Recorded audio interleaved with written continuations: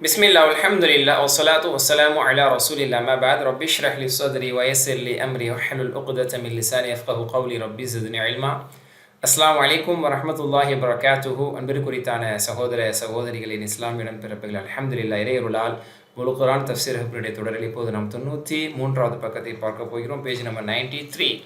92வது பக்கத்தினுடைய 4 செய்திகள் என்ன, அந்த கொலை சம்பந்தப்பட்ட விஷயங்கள் எல்லாம் வந்தது ஞாபகம் இருக்கா? 92A, தவறுதலாக ஒரு மூமினை கொலை செய்ததற்கான பரிகாரம் என்ன என்றால் அல்லாஹ் சொன்ன அடிமை உரிமை விடுறது, நஷ்டஈடு கொடுக்கறது, முடியாத பட்சத்தில் 60 நாட்கள் 2 மாதங்கள் தொடர் நோன்பு வைப்பது சட்டங்களை பார்த்தோம். 92Bயில் நம்ம பார்த்தது வேண்டுமென்று ஒரு மூமினை கொலை செய்ததற்கான தண்டனை நரகத்து நிரந்தரமாக இருக்கணுங்கிற வசனத்தை பார்த்தோம். இதனுடைய பின்னணியில் இருக்கக்கூடிய சில விளக்கங்கள் ஹதீஸ்லேருந்து நம்ம தெரிஞ்சுக்கிட்டோம்.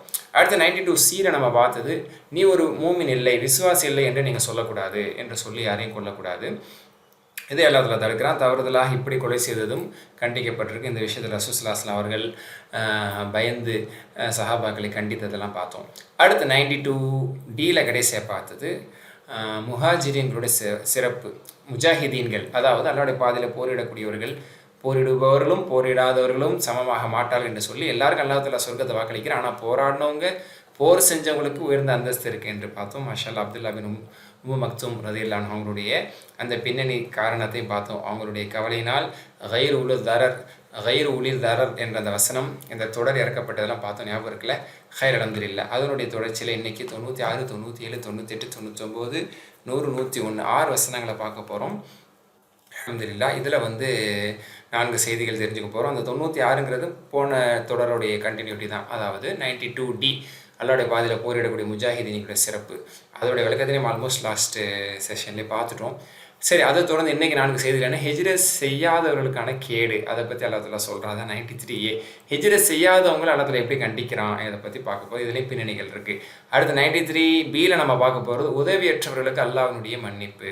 அதாவது ஹிஜ்ரத் செய்ய முடியாமல் பின்தங்கினவங்க இருக்காங்கல்ல, அவங்கள அல்லாஹ் தஆலா மன்னிச்சிடறான். அப்போ ஹிஜ்ரத்தை பற்றி முதல் 2 பாயிண்டர். மூணாவது அதுவும் அதே தான், 93Cயில் வர்றது ஹிஜ்ரத் செய்பவர்களுக்கு கிடைக்கக்கூடிய நன்மை என்ன. அப்போ இதனுடைய 3 பாயிண்ட் 93ABC 3மே ஹிஜ்ரத் செய்யக்கூடியதனுடைய விளக்கங்கள் பற்றி தான் வருது. ஃபைனலி 93D என்பது ஒரு முக்கியமான பாயிண்டர், கஸ்ர் தொழுகை எப்போ இது கடமையாக்கப்பட்டது. இதில் நிறைய விளக்கங்கள், நமக்கு தேவையான நிறைய செய்திகள் எல்லாம் இதில் இருக்குது. இன்ஷா அல்லாஹ் எல்லாமே 1 by 1 பார்க்க போகிறோம். ஓகே, இப்போ நம்ம ஸ்டார்ட் பண்ணலாம். أعوذ بالله من الشيطان الرجيم درجات منه ومغفرة ورحمة وكان الله غفورا رحيما. 96 درجات منه, தன்னிடமிருந்து அல்லாஹ்விடமிருந்து பல பதவிகள் இருக்கிறது. மக்ஃபிரா, அல்லாஹ்விடமிருந்து மன்னிப்பு இருக்கிறது. ரஹ்மா, அல்லாஹ்வின் தரப்பிலிருந்து கருணை இரக்கம் இருக்கிறது அல்லாஹ்வுடைய பாதையில் போர் செய்யக்கூடியவங்களுக்கு என்று அல்லாஹ் தஆலா சொல்லுவான். வகான அல்லாஹ், மேலும் அல்லாஹ் இருக்கிறான் மகா மன்னிக்கக்கூடியவனாக, பெரும் கிருபையுடையவனாக, அருளுக்கு சொந்தக்காரனாக, கருணையாளனாக இருக்கிறான் என்று அல்லாஹ் சொல்லி முடிக்கிறான். இன்னும் அவர்களுக்கு அப்போ 92Dயில் நம்ம கடைசியாக பார்த்த மாதிரி அவங்களுக்கு அல்லாஹ்விடத்தில் மாபெரும் மகத்தான கூலி உண்டு, தரஜாக்கள் உண்டு. அல்லாஹ்வுடைய பாதையில் உயிரை பணைய வைத்து, உயிரையும் பொருளையும் பணைய வைத்து போரிடக்கூடியவர்களுக்கு தரஜாத்துகள் உண்டு என்று அல்லாஹ் தஆலா சொல்லி இன்னும் பல பதவிகளும் மன்னிப்பும் அல்லாஹ்வுடைய ரஹ்மத்து இருக்குன்னு சொல்கிறான். இன்னும் அவர்களுக்கு தன்னிடம் உள்ள மகத்தான பதவிகளையும் மன்னிப்பையும் அன்பையும் அருளுகிறான். ஏனெனில் அல்லாஹ் மிக மன்னிப்பவனாக, கிருபை உள்ளவனாக இருக்கிறனால அல்லாஹ் இந்த சஹாபாக்களுக்கு, போராளிகளுக்கு இவ்வளோ சிறப்பு கொடுக்குது. அந்த அதாவது முஜாஹிதீன்கள் 100 படித்திரங்களுக்கு, சொர்க்கத்தில் 100 படித்திரங்கள் உள்ளது. அதில் உயர்ந்த படித்திரம் முஜாஹிதீன்களுக்கானது, அல்லாஹ்வுடைய பாதையில் போர் செஞ்சவர்களுக்கானது. ஒவ்வொரு படித்திரத்துக்கு மத்தியில் வானம் பூமி அளவுக்கான வேறுபாடு இருக்குங்கிறதுலாம் சென்ற பக்கத்தினுடைய விளக்கத்திலே நம்ம சொல்லியிருந்தோம். வாங்க இன்னைக்கானது, ஹிஜ்ரத் செய்யாதவர்களுக்கு என்ன கேடு, அவர்களுக்கு என்ன கண்டனங்கள், எச்சரிக்கைகள் சொல்லப்பட்டிருக்குங்கிறது தான் இந்த வசனத்தில் வருது. 97. இன்னல்லதீன தவஃபாஹுமுல் மலாயிகத்து ஸாலிமீ அன்ஃபுஸிஹிம் قالوا فيما كنتم قالوا كنا مستضعفين في الأرض قالوا ألم تكن أرض الله واسعة فتجاهروا فيها فأولئك مأواهم جهنم وساءت مصيرا. 97. இன்னல்லதீன தவஃபாஹுமுல் மலாயிகா, நிச்சயமாக எவர்கள் தவஃபாஹும், அவர்கள் உயிரை பறிக்கிறார்களோ, தவஃபான உயிரை வாங்குகிறார்கள், கைப்பற்றுகிறார்கள். தவஃபா பரிபூர்ணப்படுத்தி கைப்பற்றுதல் அர்த்தம். தவஃபாஹுமுல் மலாயிகா, நிச்சயமாக எவர்களை அல் மலாய்க்கு வானவர்கள் தவஃபா எவர்களின் உயிர்களை கைப்பற்றுகிறார்களோ, எப்படிப்பட்டவர்கள்? வாலிமி அன்ஃபுஸிஹிம், தங்களுக்கு தாங்களே அநீதி இழைத்தவர்கள். அப்படின்னா பாவிகள், தங்களுக்கு தாங்கள் அநீதி இழைத்த ஒரு சிலருடைய ஆன்மாக்களை வானவர்கள் கைப்பற்றுகிறார்களே. காலு, அவர்கள் கூறுவார்கள், அந்த வானவர்கள் கைப்பற்றும் பொழுது கூறுவார்கள், ஃபீம கூந்தும், எவ்வாறு இருந்தீர்கள், என் நிலையில், என்ன மார்க்கத்தில், என்ன நிலைப்பாட்டில் இருந்தீர்கள் என்று கேட்பார்கள். ஆளு, அவர்கள் கூறுவார்கள், அந்த மரணிக்கக்கூடிய நிலையில் இருக்கக்கூடிய அந்த தங்கள் ஆன்மாவுக்கு அநீதி இழைத்து அவர்கள் கூறுவார்கள், குன்னா முஸ்தஃபீன ஃபில் அர்த், பூமியிலே நாங்கள் பலவீனவர்களாக, பின்தங்கியவர்களாக, நாங்கள் ஒடுக்கப்பட்டவர்களாக நாங்கள் இருந்தோம் அப்படின்னு சொல்லுவாங்க. சரிங்களா? தங்கடங்கள் சொல்லுவாங்க, காரணங்கள் சொல்லுவாங்க. பாலு, அதுக்கு வானவர்கள் சொல்லுவாங்க, அலம் சக்குன் அருதுல்லாஹி வாசியா, அல்லாவுடைய பூமி விசாலமானதா இல்லையா, நாங்கள் ஏன் ஒடுக்கப்பட்டவங்களாக இருந்தோம், பலகீனமானவர்களாக இருந்தோம் அப்படின்னு சொல்கிறீங்க. அல்லாவுடைய பூமி விசாலமானதா இல்லை, ஃபுதுஜாஹிர் ஃபீஹா, அதில் நீங்கள் ஹிஜ்ரத் செய்திருக்க, அப்போ நீங்கள் செய்திருக்க வேண்டாமா? அல்லாவுடைய பூமி விசாலமானதானே, நீங்கள் மக்காலையா நீங்கள் கஷ்டப்பட்டு இருந்தீங்க, மதினாவுக்கோ எங்கே நீங்கள் ஹிஜ்ரத் செஞ்சு போகணுமோ போயிருக்கலாமே. குறிப்பாக மதினா இருக்குது. ஃபவுலாயிக மஅவாஹும் ஜஹன்னம், அதனால் ஹிஜ்ரத் செய்யாமலே அவங்க இருந்ததுனால தான் டாபிக் கொடுத்துருக்கோம், ஹிஜ்ரத் செய்யாதவர்களின் கேடு. ஃபவுலாயிக மஅவாஹும் ஜஹன்னம், அவர்களுடைய ஒதுங்குமிடம். ஏன்னா ரூஹ் கைப்பற்றப்படுது, அவங்க போக போகிறது இப்போ நரகந்தான். வசாத் மசீரா, மீளுமிடத்தால், சேருமிடத்தால், சென்று சேருமிடத்தால் அது மிக கெட்டது என்று அல்லாஹ் தஆலா சொல்கிறான். எவர்கள் தங்கள் மார்க்க கட்டளையை சரிவர நிறைவேற்ற முடியாமல், நம்ம பிராக்கெட்டில் கொடுக்குறது தான் புரிதலுக்கான சரியான விளக்கம், அதோடு படித்தா நல்லா புரிஞ்சுக்கும். எவர்கள் தங்கள் மார்க்க கட்டளையை சரிவர நிறைவேற்ற முடியாமல் நிராகரிப்பவர்களின் நாட்டில் இருந்து கொண்டு, அதான் மக்கால இருந்து கொண்டு தங்களுக்கு தாமே தீங்கிழைத்துக் கொள்கின்றனரோ, அவர்கள் உயிரை வானவர்கள் கைப்பற்றும் பொழுது அவர்களை நோக்கி, மார்க்க கட்டளையை நிறைவேற்றாது நீங்கள் எவ்வாறு இருந்தீர்கள். ஏன்னா மக்கள் அவங்க தொழுகலை, நோன்பு வைக்கலை, எந்த இஸ்லாத்தினுடைய கடமையை அவங்க செய்யலை. ஓகேங்களா? அப்போ மார்க்க கடமைகளை நிறைவேற்றாது நீங்கள் எவ்வாறு இருந்தீர்கள் என்று கேட்பார்கள். அந்த மாணவர்கள் உயிரை கைப்பற்றும் போது கேட்பார்கள். அதற்கு அவர்கள், அந்த பூமியில் நாங்கள் சிறுபான்மையினர்கள், முஸ்தஃபீன சிறுபான்மையினர்கள், ஒதுக்கப்பட்டவர்கள், பலகீனமானவர்கள், எல்லா அர்த்தமும் இருக்குது, சிறுபான்மையினர்களாகவே இருந்தோம் என்று பதில் கூறுவார்கள். அதற்கு மாணவர்கள், அல்லாஹ்வுடைய பூமி விசாலமானதல்லவா, நீங்கள் இருந்த அவ்விடத்தை விட்டு வெளியேறி இருக்க வேண்டாமா, அங்கிருந்து நீங்கள் அல்லாஹ் வணங்க முடியலன்னா நீங்கள் உண்மையிலேயே அல்லாஹ் வணங்கணும், அல்லாஹ் மீது நம்பிக்கை கொண்டவர்கள் அப்படிங்கிறதுல உண்மையானவர்களாக இருந்திருந்தா எல்லாரும் ஹிஜ்ரத் செஞ்சு மதீனாக்கு வந்த மாதிரி யூ ஷுட் ஹவ் கம், நீங்கள் எல்லாருமே வந்திருந்திருக்க வேண்டும், வெளியேறிக்க வேண்டாமா என்று கேட்பார்கள். இவர்களின் ஒதுங்குமிடம் நரகம்தான். அப்போ அவங்களுடைய கூற்றில் நியாயம் இல்லை. ஹிஜ்ரத் செய்யக்கான வாய்ப்பு இருந்தும் அவங்க வேண்டும் என்று ஹிஜ்ரத் செய்யாமல், நாங்கள் பலகீனமாக இருக்கிறோம், சிறுபான்மையாக இருக்கிறோம், ஒடுக்கப்பட்டிருக்கிறோம் அவங்க சொல்லிட்டு இருக்கிறாங்க. நியாயம் இல்லை, அல்லாஹ் அதை ஏற்றுக்கலை. இவர்களின் ஒதுங்குமிடம் நரகம்தான், அது ஒதுங்குமிடங்களில் மகா கெட்டதுன்னு சொல்கிறான். விளக்கம் ரொம்ப முக்கியம். அதாவது சிலர் இதனுடைய விளக்கத்தில் இப்னு அப்பாஸ் ரலியல்லாஹு அன்ஹு சொல்லக்கூடிய விளக்கத்தை இப்னு கஸீர் பதிவு செய்கிறாங்க. சிலர் இருந்தாங்க, மக்காவிலே இருந்து கொண்டு இருந்தாங்க. அவங்க சொல்லிக்கிட்டாங்க, நாங்கள்லாம் இஸ்லாத்தை ஏற்றுக்கிட்டோம், நாங்கள் அல்லாஹ்வை புரிஞ்சுட்டோம், ரசூலுல்லாஹ் புரிஞ்சுட்டோம், நாங்கள் இஸ்லாத்தை ஏற்றுட்டோம், ஆனால் நாங்கள் மக்கால இஸ்லாத்தை வெளிப்படுத்த முடியாது, நாங்கள் இஸ்லாத்தை வெளிப்படுத்த எங்களை எல்லாரும் இவங்க சித்திரத்தை செய்வாங்க, அதனால் நாங்கள் அப்படியே மறைச்சிக்கிட்டே இருந்தோம் அப்படின்னு சொல்கிறாங்க. வழி இல்லாமல் பத்ர் போரின் சந்தர்ப்பத்தில் இவங்களும் என்ன செஞ்சாங்க, மக்கத்து முஷ்ரிக்கீன்களோட வந்தாங்க. ஏன்னா மக்கத்து முஷ்ரிக்கீன்களை பொறுத்தவரை இவங்களும் அவங்க கூட இருக்கிறவங்க தான், பல தெய்வ கொள்கையில் இருக்கக்கூடிய இறை நிராகரிப்பாளர்களாகத்தான், பல தெய்வ வணக்கத்தில் இருப்பதாகத்தான் அவங்க பார்க்குறாங்க. அப்போது அவங்களும் இவங்களோட சேர்ந்து என்ன செய்கிறாங்க, பத்ருக்கு வர்றாங்க. ஆனால் அவங்க மனசில் என்ன நினச்சிக்கிறாங்களா, நம்ம வெளிக்காட்ட முடியாமல் இருக்கிறோம், இவங்களோட நீங்க முடியாமல் இருக்கிறோம், சரி ஒரு வழியின்மையின் காரணத்தினால நம்ம பத்ருக்கு போகிறோம், போய் நம்ம சண்டைலாம் போட வேணாம் அப்படிங்கிற மனநிலையில் தான் அவங்க வந்தாங்களாம். சரிங்களா?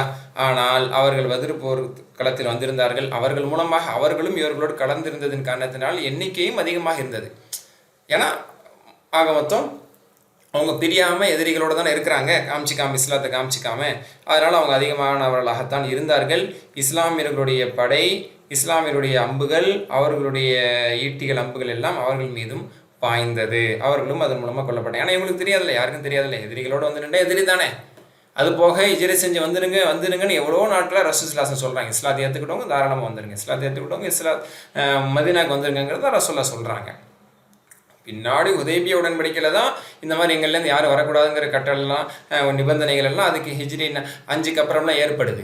இது ஆரம்ப காலகட்டத்தில். அப்போ எல்லாம் ஹிஜ்ரி செஞ்சு வந்துடணுங்கிறது தான் எதிர்பார்ப்பு, அதான் கட்டளை, அப்படி தான் எல்லாம் வந்துட்டு இருக்கிறான். அப்போ வராமலே இருந்து அவங்க எதிரி படையோடு இருந்தால் எப்படி தெரியும்? அப்போ இவங்க கொல்லவும் பட்டாங்க.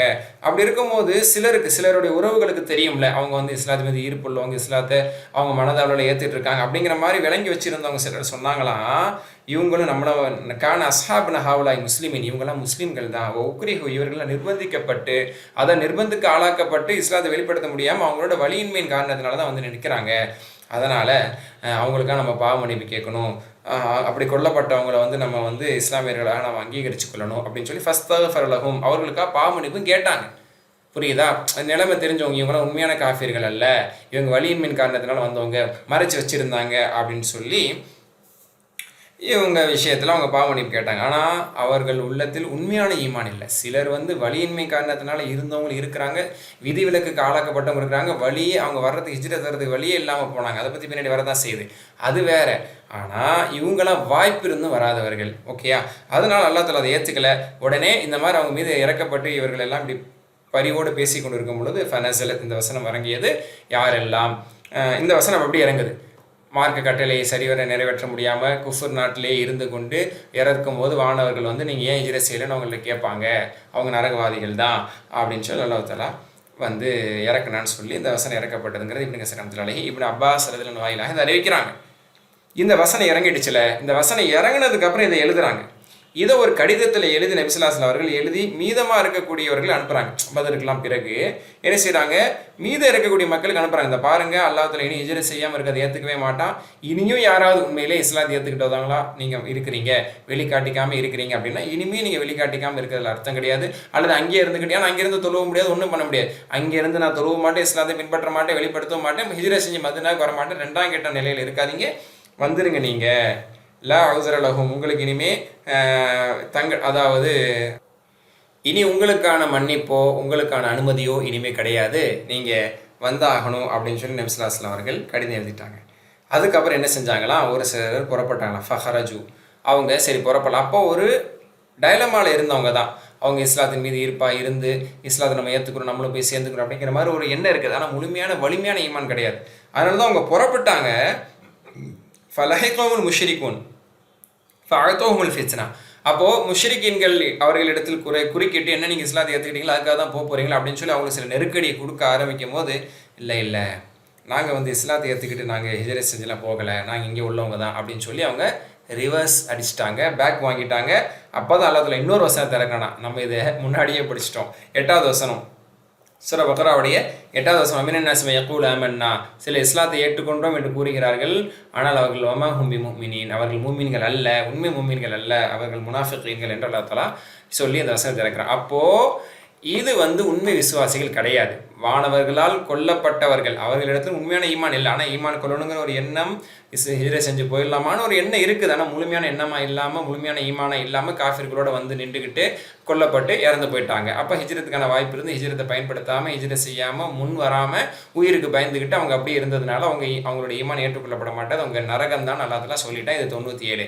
அடுத்து இதுக்கு இந்த வசனம் இறங்கினதுக்கப்புறம் வாய்ப்பு கொடுத்து ரசூலை கடிதம் எழுதி அனுப்புகிறாங்க. அதுக்கப்புறம் சில பேருக்கு மனசு வந்து வர்றாங்க. ஆனால் முஷ்ரிக்கீன்கள் நடுவில் வந்து குறுக்கிட்டு அவங்க வந்து நெருக்கடி கொடுக்கும்போது இல்லை நாங்கள் முஸ்லீம் ஆகலைன்னு சொல்லிட்டு பின்னாடி வாங்கிட்டாங்க. அப்போ அவங்க முனாஃபிகீன்கள் தான் அப்படின்னு நல்லா தஆலா சொல்லி காட்டுறான். அப்போது ஹிஜ்ரத் என்பது எவ்வளோ முக்கியங்கிறது இந்த இடத்துல புரிந்து கொள்ள முடிகிறது. அதே மாதிரி இன்னொரு ஹதீஸ் சமரா பின் ஜுந்துப் ரலியல்லாஹு அறிவிக்கிறாங்க, இப்போது ஹிஜ்ரத் அப்படிங்கிறது ஒரு சாதாரண விஷயம் கிடையாது. இன்றைக்கி ஹிஜ்ரத் அப்படிங்கிறது இல்லை. ஹிஜ்ரத் என்பது ஒரு மக்காவுடைய வெற்றிக்கு நபி ஸல்லல்லாஹு அலைஹி வஸல்லம் ஹிஜ்ரத் இல்லைன்னு சொல்லிட்டாங்க. ஏன்னா இனிமேல் உலகம் முழுக்க அல்லாஹ் தஆலா தீனை வந்து ஹயாத்தாக்கிட்டான், இனி இருக்கக்கூடிய இடத்துலையே எல்லாருமே இஸ்லாத்தை பின்பற்ற முடியுங்கிற நிலை உருவாகி விட்டது. அதனால் ஹிஜ்ரத் இல்லை. ஒருவேளை ஒரு சந்தர்ப்பத்தில் ஒரு ஊரில் இஸ்லாத்தை கடைபிடிக்க முடியாதுன்னா அவங்க எங்கே இஸ்லாத்தை கடைபிடிக்க முடியுமோ அந்த இடத்துக்கு அவங்க வந்து இடம் பெயர்ந்து போகணும் அப்படிங்கிறது அவங்க மீது கடமை. சரியா? ஆனால் மொத்தமாக மக்காலேருந்து ஹிஜ்ரத் செய்ய வேண்டிய அவசியம் இல்லைங்கிற சொல்லிட்டாங்க. இனி மக்கா வெற்றி பெற சொல்லிட்டாங்க. இனி மக்கா இஸ்லாமிய நாடாக மாறிவிட்டது, கியாமத் வரைக்கும் மக்கா இஸ்லாமிய பூமியாக வரைக்கும் ஹிஜ்ரத் செய்ய தேவையில்லைன்னு சொல்லிட்டாங்க. உலகத்தினுடைய நிலைமையும் கிட்டத்தட்ட அதே நிலையில தான் இருக்கும். எங்கேயாவது விதிவிலக்காக இஸ்லாத்தை கடைபிடிக்க முடியாதுன்னு சொன்னால் அவங்க அந்த இடத்த விட்டு போயிடணும். ஏன்னா இந்த வசனத்தில் உள்ளதில் சொல்கிறான், நீ இஸ்லாத்தை கடைபிடிக்க முடியலன்னு சொல்லிட்டு அங்கேயே இருக்கக்கூடாது, அல்லாஹ்வுடைய பூமி விசாலமானது, எங்கே வாய்ப்பு இருக்குது அங்கே போய் நீங்கள் பின்பற்றுங்க. அல்லது போகவே முடியாட்டியா அதுக்கும் விதிவிலக்கு அடுத்த வசனத்தில் இருக்குது. அவங்க இருந்து இயன்ற அளவுக்கு ஈமான அவங்க வந்து மறையத்தை ஏற்றுக்கொண்டு இயன்ற அளவுக்கு அல்லாஹ் இபாதத் செஞ்சு வாழ்ந்தாங்கன்னா அவங்க எல்லார்ட்ட மன்னிக்கப்படலாம். சரி, இதில் இன்னொரு செய்தி இருக்கு பாருங்க. அப்போது அதில் அறிவிக்கப்பட்டிருக்கு, மன் ஜாமால் முஷ்ரிக்க சக்கனமாகும் ஃபைனும் இஸ்லு. யார் ஒருவர் இணை வைப்பாளர்களுடைய கலந்திருந்து அவர்களுடையே வாழ்ந்து கொண்டிருப்பார், அவர் அவர்களுடைய சேர்க்கப்படுவார். அதாவது சுற்றுச்சூழல் முழுக்க முழுக்க இறை நிராகரிப்பாளர்கள் அவங்க சுற்றுச்சூழலே இருக்கிறது. அதை அந்த இடத்த விட்டு மாறுவதற்கான முயற்சி செய்யாமல் அவங்களுடைய கலாச்சாரங்களோடு அவங்களுடைய ஷிர்க் வழிபாடுகளோடு இவங்க இருந்துக்கிட்டு இருந்தாங்க அப்படின்னா அவங்களோட அவங்க சேர்க்கப்படுவாங்க. அப்போ அப்படி இருப்பதை வந்து தவிர்க்கணும். தவிர்க்க முடியாத சூழ்நிலையில் அப்படி வீடுகள் அமையுது, மாற முடியாத பல சிக்கல்கள் இருந்தால் அது வேற.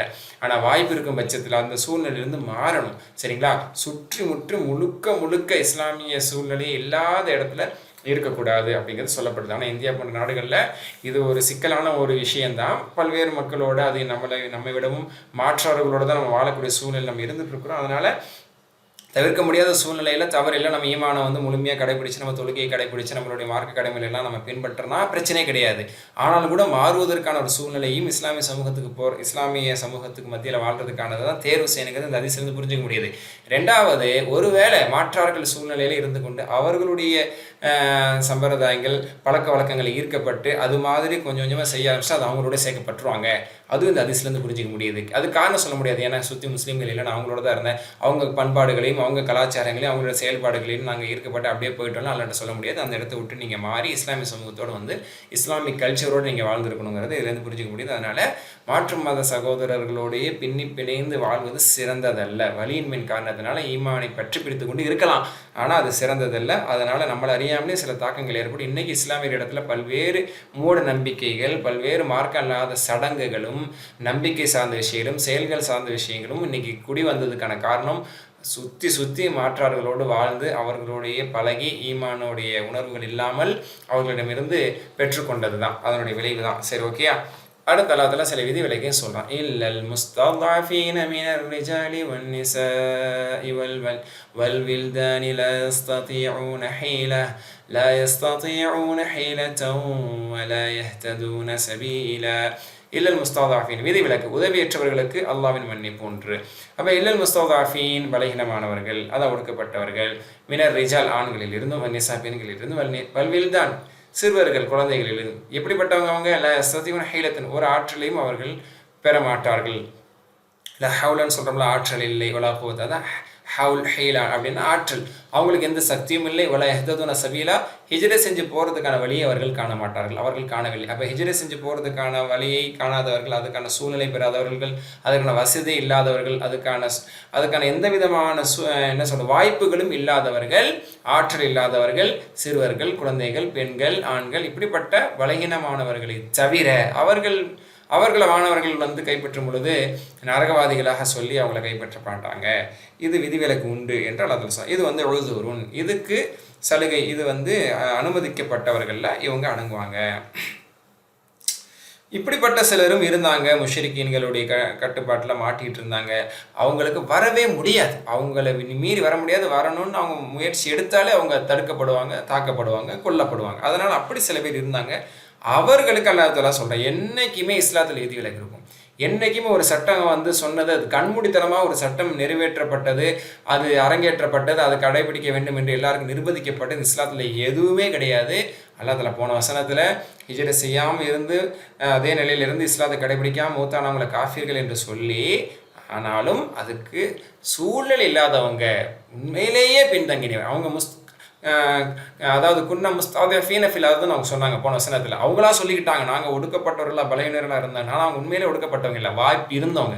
வாய்ப்பு இருந்து ஹிஜ்ரை செய்யாதவங்களும் நல்லாத்தில் ஏற்றுக்கல. இங்கே வாய்ப்பு இல்லாதவங்க இவங்க நல்லாத்தில் ஏற்றுக்கிறான். இவங்க வந்து இவங்க மீது குற்றம் அல்ல.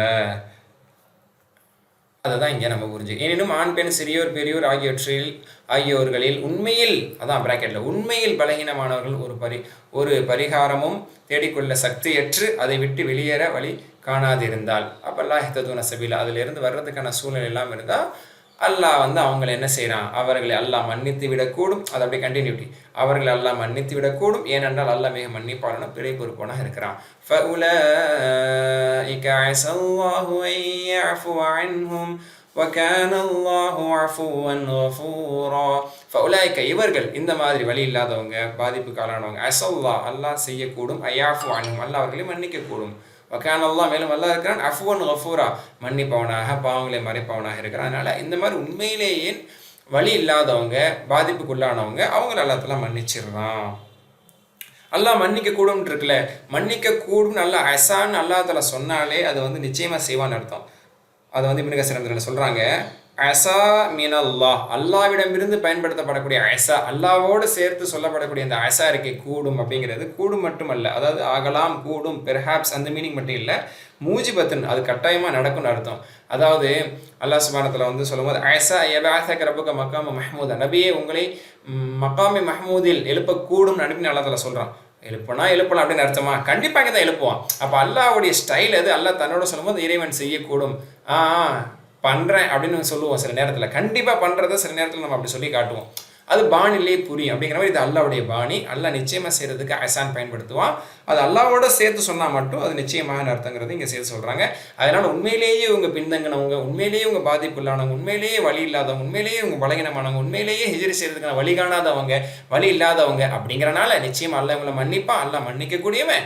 இவர்கள் மீது குற்றம் இல்லைங்களை விதிவிலக்கி அல்லாஹ் தஆலா இங்கே சொல்லிக் கொள்கிறான். இதை வந்து இந்த இடத்துல நம்ம புரிந்து கொள்ள வேண்டும். முஸ்ததஅஃபீன் அப்படிங்கிறதுல ஒரு முக்கியமான விஷயம் இருக்குது. இந்த முஸ்ததஅஃபீன் அப்படிங்கிறதுல வந்து இப்னு அப்பாஸ் என்ன சொல்கிறாங்க, நானும் என் தாயாரும் இதில் அடங்குவோம். இப்னு அப்பாஸ் என்னோட வயதில் அப்போ சின்னவங்கள இருந்தாங்க. அவங்களோட தாய் அவங்களும் இவங்களும் சேர்ந்து ஹிஜ்ரி செய்கிறதுக்கான வாய்ப்பு இல்லாமல் இருந்தாங்க. இவங்க நீண்ட நாட்களுக்கு ஹிஜ்ரி செய்யாமலே தான் இருந்தாங்க என்பது குறிப்பில் இருக்குது. புகாரில 4597வது ஹதீஸாக பார்க்க முடியும்.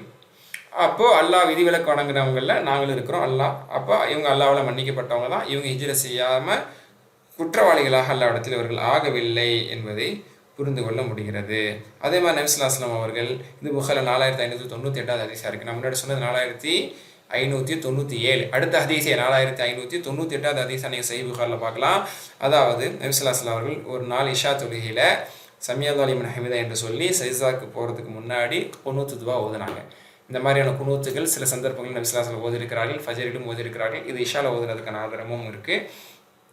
அப்போ வந்து சிலருக்கா ரசூலுல்லாஹ் துவா செய்கிறேன், அல்லாஹும்ம அஞ்சி ஐயாஷ் பின் ரபியா.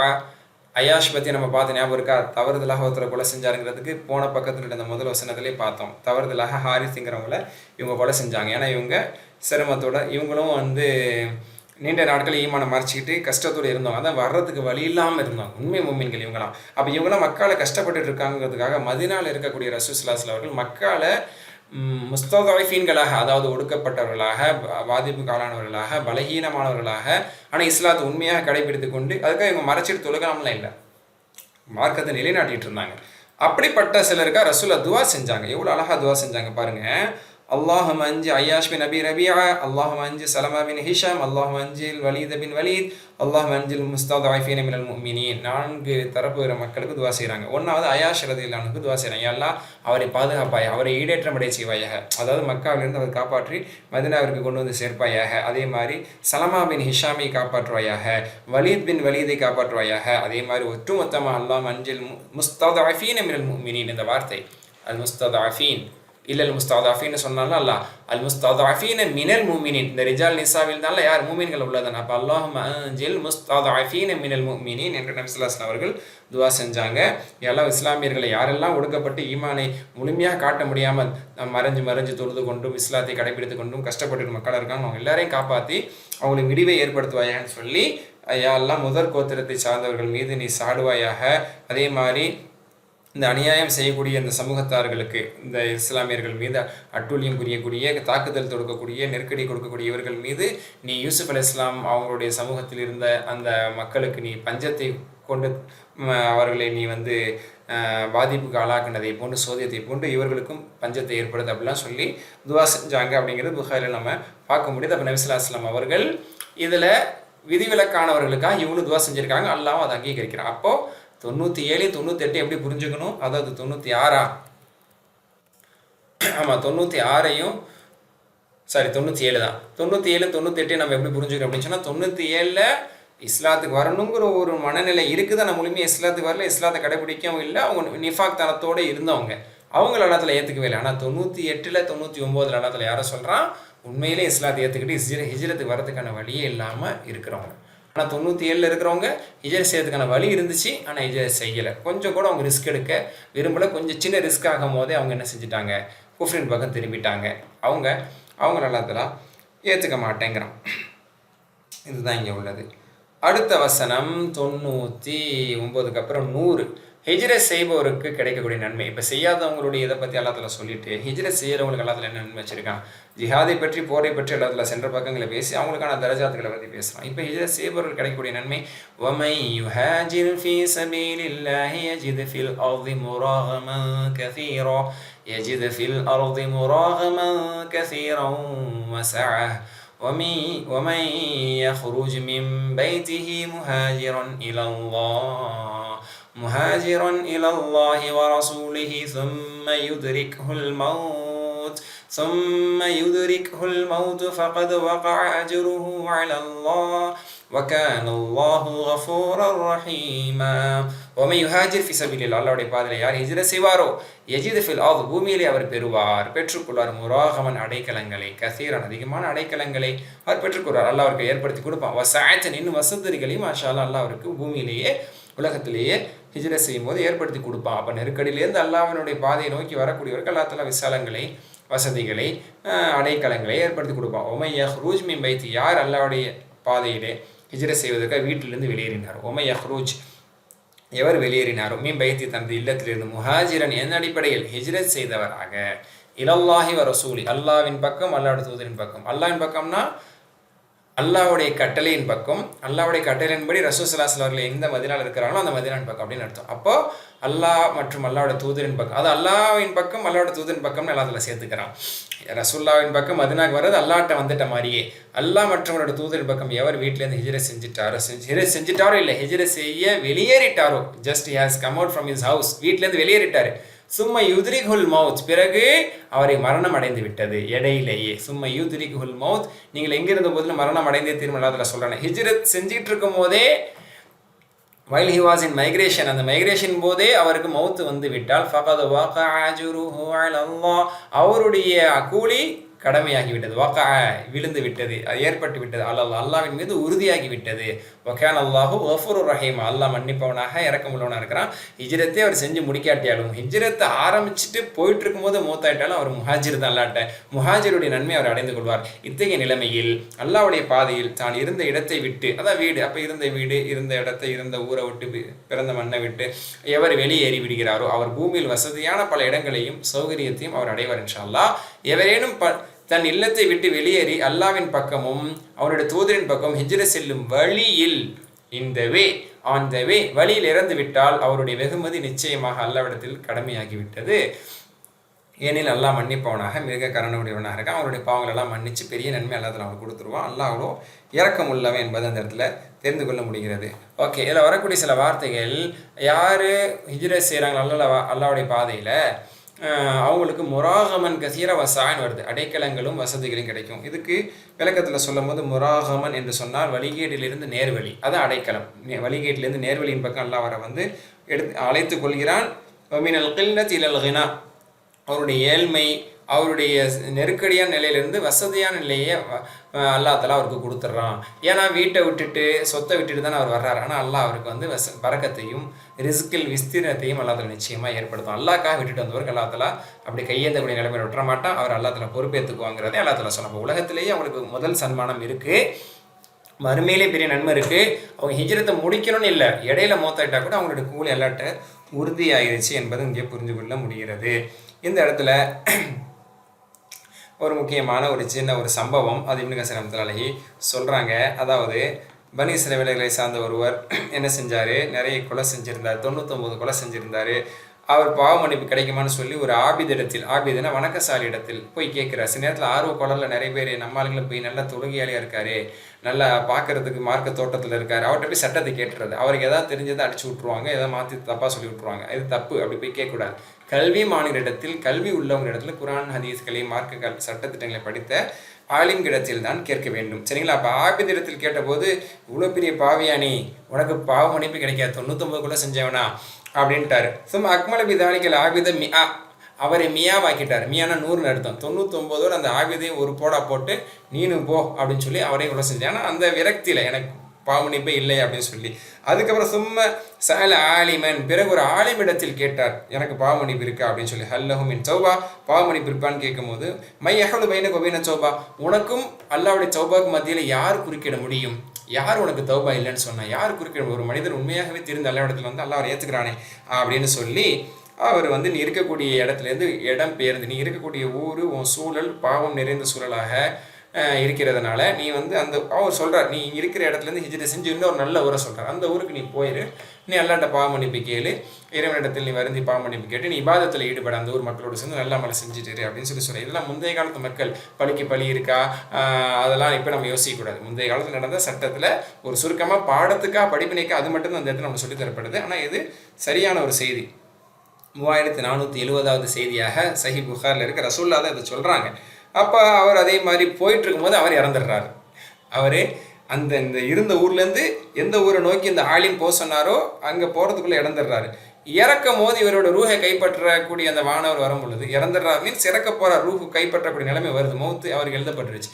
அப்போ ரஹமத்துடைய மலக்கு அவரை கைப்பற்றுவதா அதாவுடைய மலக்கு கைப்பற்றுவதாங்கிறது அவங்களுக்கு மத்தியில் ஒரு குழப்பம் ஏற்பட்டுருச்சு. ஏன்னா தௌபா செய்து நன்மை நாடி போயிட்டு இருக்காரு. இப்போ இவர் நல்லவராக கேட்டவர் அல்லாவுடைய பாதையில், அல்லாவுடைய பார்வையில் அப்படிங்கும் போது வரும் பொழுது அப்போ அவருக்கு சொல்லப்பட்டுச்சான், இறைவன் தரப்புன்னு சொல்லப்பட்டுச்சான், அவர் புறப்பட்டு அந்த ஊர்லேருந்து போய் சேர வேண்டிய ஊரின் பக்கம் நெருங்கி இருக்காரா அல்லது புறப்பட்டு அந்த ஊரின் பக்கம் தான் நெருங்கி இருக்காரா அளந்து பாருங்க.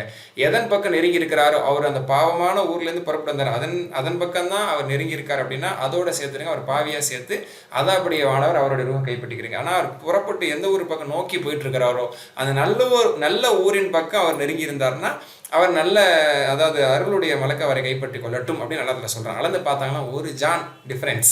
அளந்து பார்க்கும்பொழுது ஒரு ஜான் அளவுக்கு அவர் எந்த ஊரை நோக்கி போனாரோ அதற்கு நெருக்கத்தில் அவர் இருந்தார். ஷிப்ரன் பிஷிபிரின், ஒரு ஜான் அளவுக்கு அவர் வந்து அந்த நல்ல ஊரை நோக்கி வந்த இடத்துல அவர் அதிகமாக பயணம் செய்திருந்தார்.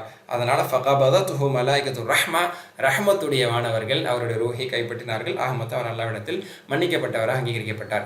அதுதான் அல்லாஹ் குர்ஆன்ல இங்கே சொல்லி காட்டுறான். அதாவது அதைத்தான் சொல்லி காட்டுறான் இல்லை, அந்த கருத்தை, அது மாதிரியான கருத்தை இங்கே சொல்லி காட்டுறான். அல்லாஹ்வுடைய பாதையில் ஒருத்தர் ஹிஜ்ரத்துக்காக புறப்பட்டார்னா இடையிலே மௌத்தா போயிட்டாலும் அவருடைய கூலி அல்லாஹ்ட்ட உண்டு. அதே மாதிரி இப்போ இங்கே ஹிஜ்ரத்துக்காக புறப்பட்டவங்க இடையிலே மௌத்தாயிட்டாங்கன்னா அவங்க பாதி டிஸ்டன்ஸ் மோர் தென் ஹாஃப் வந்திருக்கணும், பாதிக்கு மேலே வந்திருக்கணுங்கிறதுலாம் கிடையாது. அவர் அவ்வளோ கொலை செஞ்சனாலும் அவர் விஷயத்தில் அல்லாஹ்ல அப்படி ஒரு தீர்ப்பை சொன்னால், மற்றபடி இப்போ ஹிஜ்ரத் செஞ்சு புறப்பட்டவங்க இடையில எங்கே மூத்தானாலும் அவங்களுக்கு அந்த கூலி அல்லாட்ட உறுதி ஆயிடுச்சு அப்படிங்கிறது தான் இங்கே உள்ளது. இங்கே நம்ம புரிஞ்சுக்கணும். இது குறிப்பாக ஒரு சஹாபி விஷயத்திலேயே இறக்கப்பட்டதாகவும் தஃப்சீரில் பார்க்க முடியுது. இப்னு அப்பாஸ் என்ன சொல்கிறாங்க, இப்னு கசீரில் நீங்கள் பார்க்கலாம். தமுரா பின் ஜுந்துப், இந்த பேர்லாம் கொடுக்குறேன். தமுரா பின் ஜுந்துப் பாருங்கள், இவங்க இந்த பேர் அதே மாதிரி யார் யாருக்கு எல்லாம் நபி ஸல்லல்லாஹு அலைஹி வஸல்லம் பேர் துவா செஞ்சாங்க அப்படின்னு நான் சொன்னேன்ல, அந்த கூனூத்தில் அவங்க பேரான டிஸ்கிரிப்ஷனில் கொடுக்குறேன், பார்த்துக்கோங்க. அப்போ தமரா பின் ஜுந்துப் ரலியல்லாஹு அன்ஹு அவர்கள் ஹிஜ்ரத் செஞ்சாங்க. மக்காலேருந்து மதீனாவுக்கு ஹிஜ்ரத் செஞ்சு வந்துட்டு இருந்தாங்க. வரக்கூடிய வழியிலேயே மௌத்தா போயிட்டாங்க. அப்போ தான் அல்லாஹ் வசனத்தை இறக்குனானா, யார் ஹிஜ்ரத்துக்காக வீட்டிலேருந்து புறப்பட்டு வழியில் இறந்து விட்டார் அவருடைய கூலி அல்லாஹ்ட்ட உறுதியாயிருச்சு. அவர் அல்லாஹ்வுடைய பார்வையில் அவர் முஹாஜிர் தான். முஹாஜிருக்கான அந்தஸ்தும் சிறப்பும் நன்மையும் அவருக்கு உண்டு. மாஷா அல்லாஹ். இப்னு கஸீர் ரஹ்மத்துல்லாஹி கடைசியாக ஒரு செய்தியோடு இந்த வசனத்துக்கான விரிவுரையை நிறைவுபடுத்துவாங்க. மாஷா அல்லாஹ். 100வது வசனத்தில் இருக்கும். இந்த 100வது வசனத்தினுடைய இறுதி விளக்கம் என்ன அப்படின்னு சொன்னால், முஸ்னத் அஹ்மத் செய்தி பதிவாக இருக்குது. இந்த செய்தியில் சிறிய பலகீனங்கள் இருந்த போதிலும் இது ஏற்றுக்கொள்ள தகுதியில் உள்ள செய்தியாகத்தான் அது இப்னு கஸீர் ரஹ்மத்துல்லாஹி பார்க்குறாங்க. என்ன அப்படின்னா, அபூ ஹுரைரா அதை அறிவிக்கிறாங்க, யார் வந்து ஹஜ்ஜு செய்வதற்காக வேண்டி வீட்டிலிருந்து வெளியேறி அவர் ஹஜ்ஜை நிறைவேற்றாமல் பாதையிலேயோ அல்லது ஹஜ்ஜினுடைய சில கடமைகளை மட்டும் நிறைவேற்றி மௌத்தானாரோ அவர் மறுமை நாளையிலே ஹாஜியுடைய நன்மையில் சேர்க்கப்பட்ட ஹாஜிகளோடு அவர் சேர்க்கப்படுவார். அதே மாதிரி முஅத்தமிரன், உம்ராக்காக புறப்பட்டு இடையில் மரணித்தவருக்கு உம்ராவுடைய கூலி மறுமையிலே பரிபூர்ணமாக கொடுக்கப்படும். அதே மாதிரி போராளியாக போருக்காக வேண்டி புறப்பட்டு இடையிலேயே மௌத்தானவருக்கு போரில் ஈடுபட்ட அந்த போராளியின் நன்மை, முஜாஹிது நன்மை முழுமையாக வழங்கப்படும் என்பதை நபி ஸல்லல்லாஹு அலைஹி வஸல்லம் கூறின அந்த செய்தியை இங்கே இப்னு கஸீர் ரஹ்மத்துல்லாஹி பதிவு செய்கிறாங்க. அதனால் ஹஜ்ஜுக்கு போனாலும் உம்ராவுக்கு போனாலும் இது மாதிரியான மார்க்க கடமை செய்கிறதுக்காக புறப்பட்டவங்க அதில் முழுமை அடையவில்லை என்றாலும் கூட அல்லாஹ்விடத்தில் கூலி உறுதியாயிருச்சு. ஆனால் அவங்களோட எண்ணம் ஹஜ்ஜு செய்யணும், பரிபூர்ணமாக செய்யணுங்கிறதா, உம்ரா செய்யணும், பரிபூர்ணமாக செய்யணுங்கிறதா. அதனால தான் இடையிலேயே இறக்குறவங்க இருக்கிறாங்க, அல்லது அந்த கடமைகளை செய்யும்போது இறக்குறவங்க இருக்காங்க, பயணத்தில் இறக்குறவங்க இருக்கிறாங்க. ஆனால் வீட்டில் இருந்து புறப்பட்டு வந்துருக்கணும். பயணம் வச்சிருக்கேங்கிறது வேற, அடுத்த ஒரு வாரத்தில் பயணம் வச்சிருக்கேன், நாளைக்கு பயணம் அப்படிங்கிறது சொல்ல முடியாது. அது அல்லாஹ்வுடைய நாட்டத்தில் இருக்குது, அல்லாஹ்வுடைய நன்மையை கொடுக்காம இருக்கலாம். ஆனால் வீட்டை விட்டு புறப்பட்டாங்கன்னா உறுதியாக சொல்லலாம், அவங்களுக்கு ஹஜ்ஜுக்காக புறப்பட்டவங்களுக்கு ஹஜ்ஜு நன்மை இருக்குது, உம்ராக்காக புறப்பட்டவங்களுக்கு உம்ரா நன்மை இருக்குது, போருக்காக புறப்பட்டவங்களுக்கு போர் நன்மை இருக்குது, ஹிஜ்ரத்துக்காக புறப்பட்டவங்களுக்கு ஹிஜ்ரத்துடைய நன்மை இருக்குது அப்படிங்கிறத மாஷா அல்லாஹ் இந்த இடத்துல புரிந்து கொள்ள முடிகிறது. இதுக்கு அடுத்துள்ள வசனம் தான் ரொம்ப முக்கியமான ஒரு வசனம். கஸ்ர் சம்மந்தப்பட்ட, தொழுகை சம்மந்தப்பட்ட விஷயங்கள் நிறைய சட்டங்களை இப்னு கஸீர் சொல்கிறாங்க. நான் ஷார்ட் குறிப்பாக சில முக்கியமான விஷயங்களை மட்டும் எடுத்திருக்கேன். இருந்த போதிலும் அதுவும் கொஞ்சம் விரிவாகத்தான் சொல்ல வேண்டியது. இன்ஷா அல்லாஹ் பார்ப்போம். நான் லாஸ்ட் பாயிண்டர் கஸ்ர் தொழுகை. وَإِذَا ضَرَبْتُمْ فِي الْأَرْضِ فَلَيْسَ عَلَيْكُمْ جُنَاحٌ أن تقصروا من الصلاة إن خفتم أن يفتنكم الذين كفروا إن الكافرين كانوا لكم عدوا مبينا. 101 وَإِذَا ضَرَبْتُمْ நீங்கள் பயணித்தால், ஃபில் அர்த் பூமியில் நீங்கள் பயணித்தால், பிரயாணம் மேற்கொண்டால், ஃபலைஸ அலைக்கும் ஜுனாஹுன் உங்கள் மீது குற்றமில்லை, அந்த தக்ஸுரு மின ஸலாத் தொழுகையை நீங்கள் சுருக்கிக் கொள்வதில்லை, கஸ்ர் செய்து கொள்வதில் உங்கள் மீது குற்றமில்லை. இன் ஹிஃப்தும் நீங்கள் பயந்தால், ஐ எஃப்தினக்கும் இல்லதின கஃபர் இறை நிராகரிப்பாளர் உங்களை துன்புறுத்தி விடுவார்களோ, உங்களுக்கு ஃபித்னா செய்து விடுவார்களோ, உங்களை தாக்கி விடுவார்களோ, உங்களை அடிச்சிருவாங்களோ அப்படிங்கிற மாதிரி நீங்கள் பயந்தா. அப்போ எல்லாமே துன்புறுத்திடுங்கிறது உங்கள் பொருளை அபகரிச்சிருவாங்களோ, இல்லை உங்களை தாக்கிடுவாங்க, சம்திங் ஏதாவது உங்களுக்கு அவங்க ஹார்ம் பண்ணிடுவாங்க அப்படின்னு நீங்கள் பயந்தீங்கன்னா நீங்கள் பிரயாணத்தில் இருக்கும்போது உங்கள் தொழுகையை சுருக்கிக்கிறதுல தப்பில்லை. இன்னல் காஃபிர் நிச்சயமாக நிராகரிப்பாளர்கள் கானுலகம் உங்களுக்கு இருக்கிறார்கள், அதுவும் முபீனா பகிரங்கமான எதிரிகளாகத்தான் எப்போ இருக்கிறாங்க, வாய்ப்பு எப்போ கிடைக்குன்னு பார்த்துட்டு இருக்கிறாங்க. அதனால் பிரயாணத்தில் இருக்கும்போது நீங்கள் சுருக்கி தொழுவது தப்பில்லை என்றால் அதில் சொல்கிறான். நம்பிக்கையாளர்களை நீங்கள் பூமியில் பயணம் செய்தால் நீங்கள் தொழுது கொண்டிருக்கும் போது நிராகரிப்பாளர்கள் உங்களை துன்புறுத்துவார்கள் என பயந்தால் நீங்கள் தொழுகையை கஸ்ர் செய்து சுருக்கிக் கொள்வது உங்கள் மீது குற்றமாகாது. ஏனென்றால் நிராகரிப்பவர்கள் உங்களுக்கு பகிரங்கமான எதிரிகளாக இருக்கிறார்கள். இது பெரும்பாலும் நீங்கள் நினைக்கக்கூடிய விஷயம் என்ன, கஸ்ர் தொழுகை 4 ரக்காத் 2 ரக்காத் தொழுகிறது எல்லாத்துல கூட்டுன்னு சொல்கிறான். ஸோ அதை பற்றி சொல்லப்படுது அப்படிங்கிறது தான். கண்டிப்பாக இது வரைக்கும் நம்ம பொதுவாக கேள்விப்பட்டவர்கள், பொதுவான ஒரு விஷயமாக நம்ம படித்தவங்களுக்கு இது மட்டும்தான் நம்மளுடைய சிந்தனையில் வரும். இது யதார்த்தம் தானே, அதுதான் அவங்க மனசில் இருக்கும். ஆனால் அது மட்டும் இதில் இங்கே விளக்கம் கிடையாது. இதில் இன்னொரு முக்கியமான நுட்பமான சில விஷயமும் இருக்குது. எந்த கஸ்ரை சொல்லப்படுது, பிரயாணத்தின் தொழுகையை மட்டும்தான் இதை சொல்லுதா, 4 2ஆக்கிறத மட்டும்தான் இதை சொல்லுதாங்கிறத பார்த்தோம்னா மாஷா அல்லாஹ் ஒரு பெரிய ஆய்வு, ஒரு நீண்ட ஆய்வை இப்னு கஸீர் ரஹ்மத்துல்லாஹி செஞ்சு அழகான ஒரு முடிவுக்கு வந்திருக்கிறாங்க.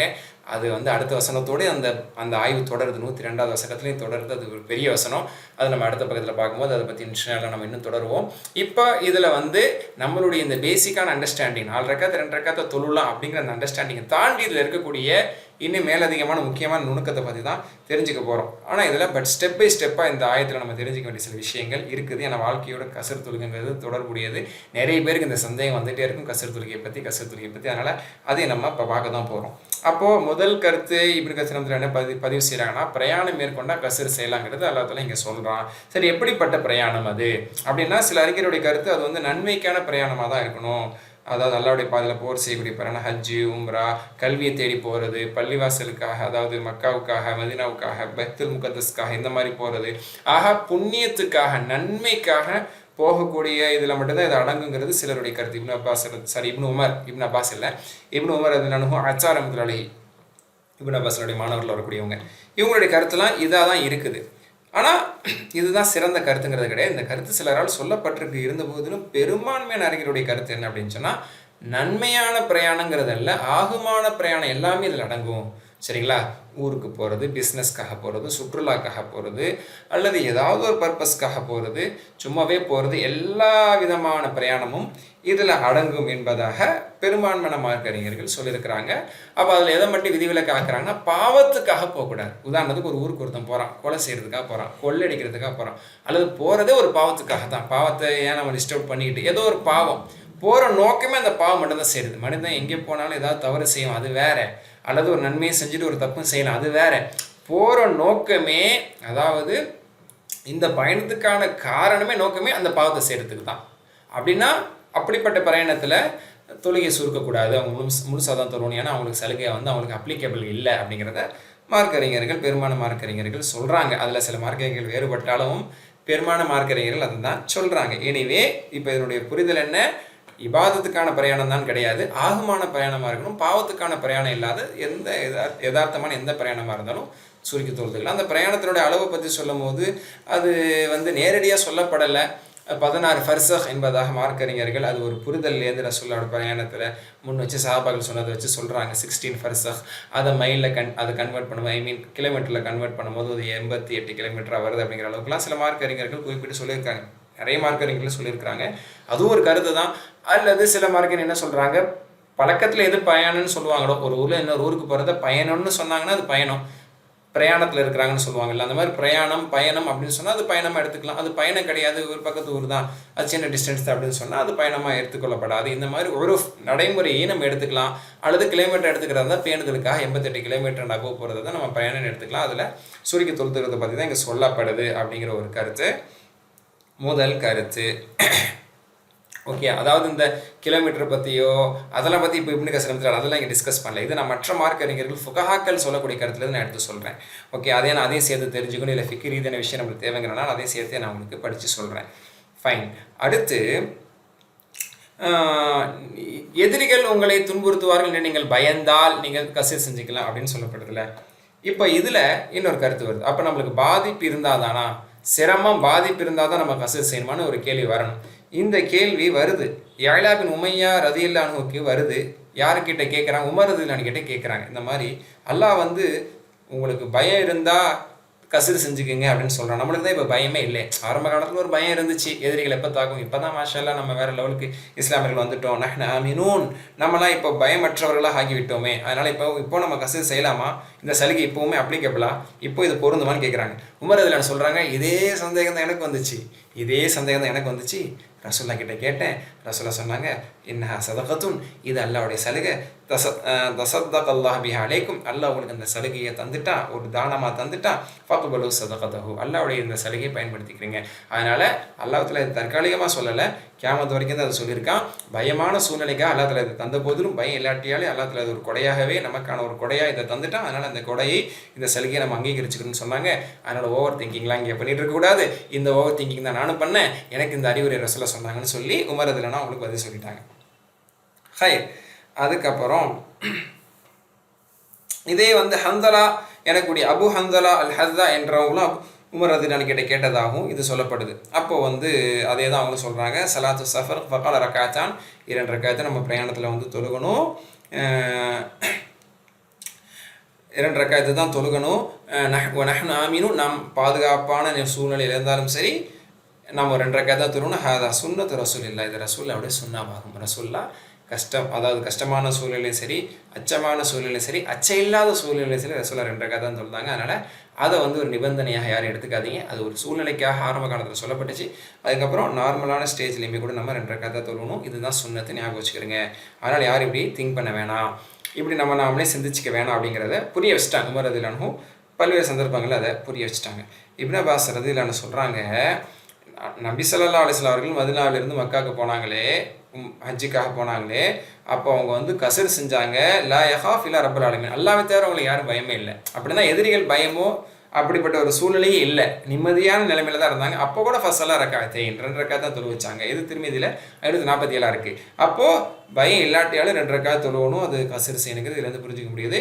எத்தனை நாள் அப்படி இருந்து தொழுதாங்க அப்படின்னு கேட்கக்கூடிய ஒரு செய்தியில் ஒரு ரிவாயத்தில் 10 நாட்கள் நபி ஸல்லல்லாஹு அலைஹி வஸல்லம் மக்கால இருந்தாங்க, தொழுதாங்க, கஸராக தான் தொழுதாங்க அப்படிங்கிறதும் சொல்லப்படுது. மீனால ஜுஹர் அசர் நபி ஸல்லல்லாஹு அலைஹி வஸல்லம் அவர்கள் 2 ரக்காத் தான் தொழு வச்சாங்க அப்படின்லாம் நிறைய செய்திகளில் வருது.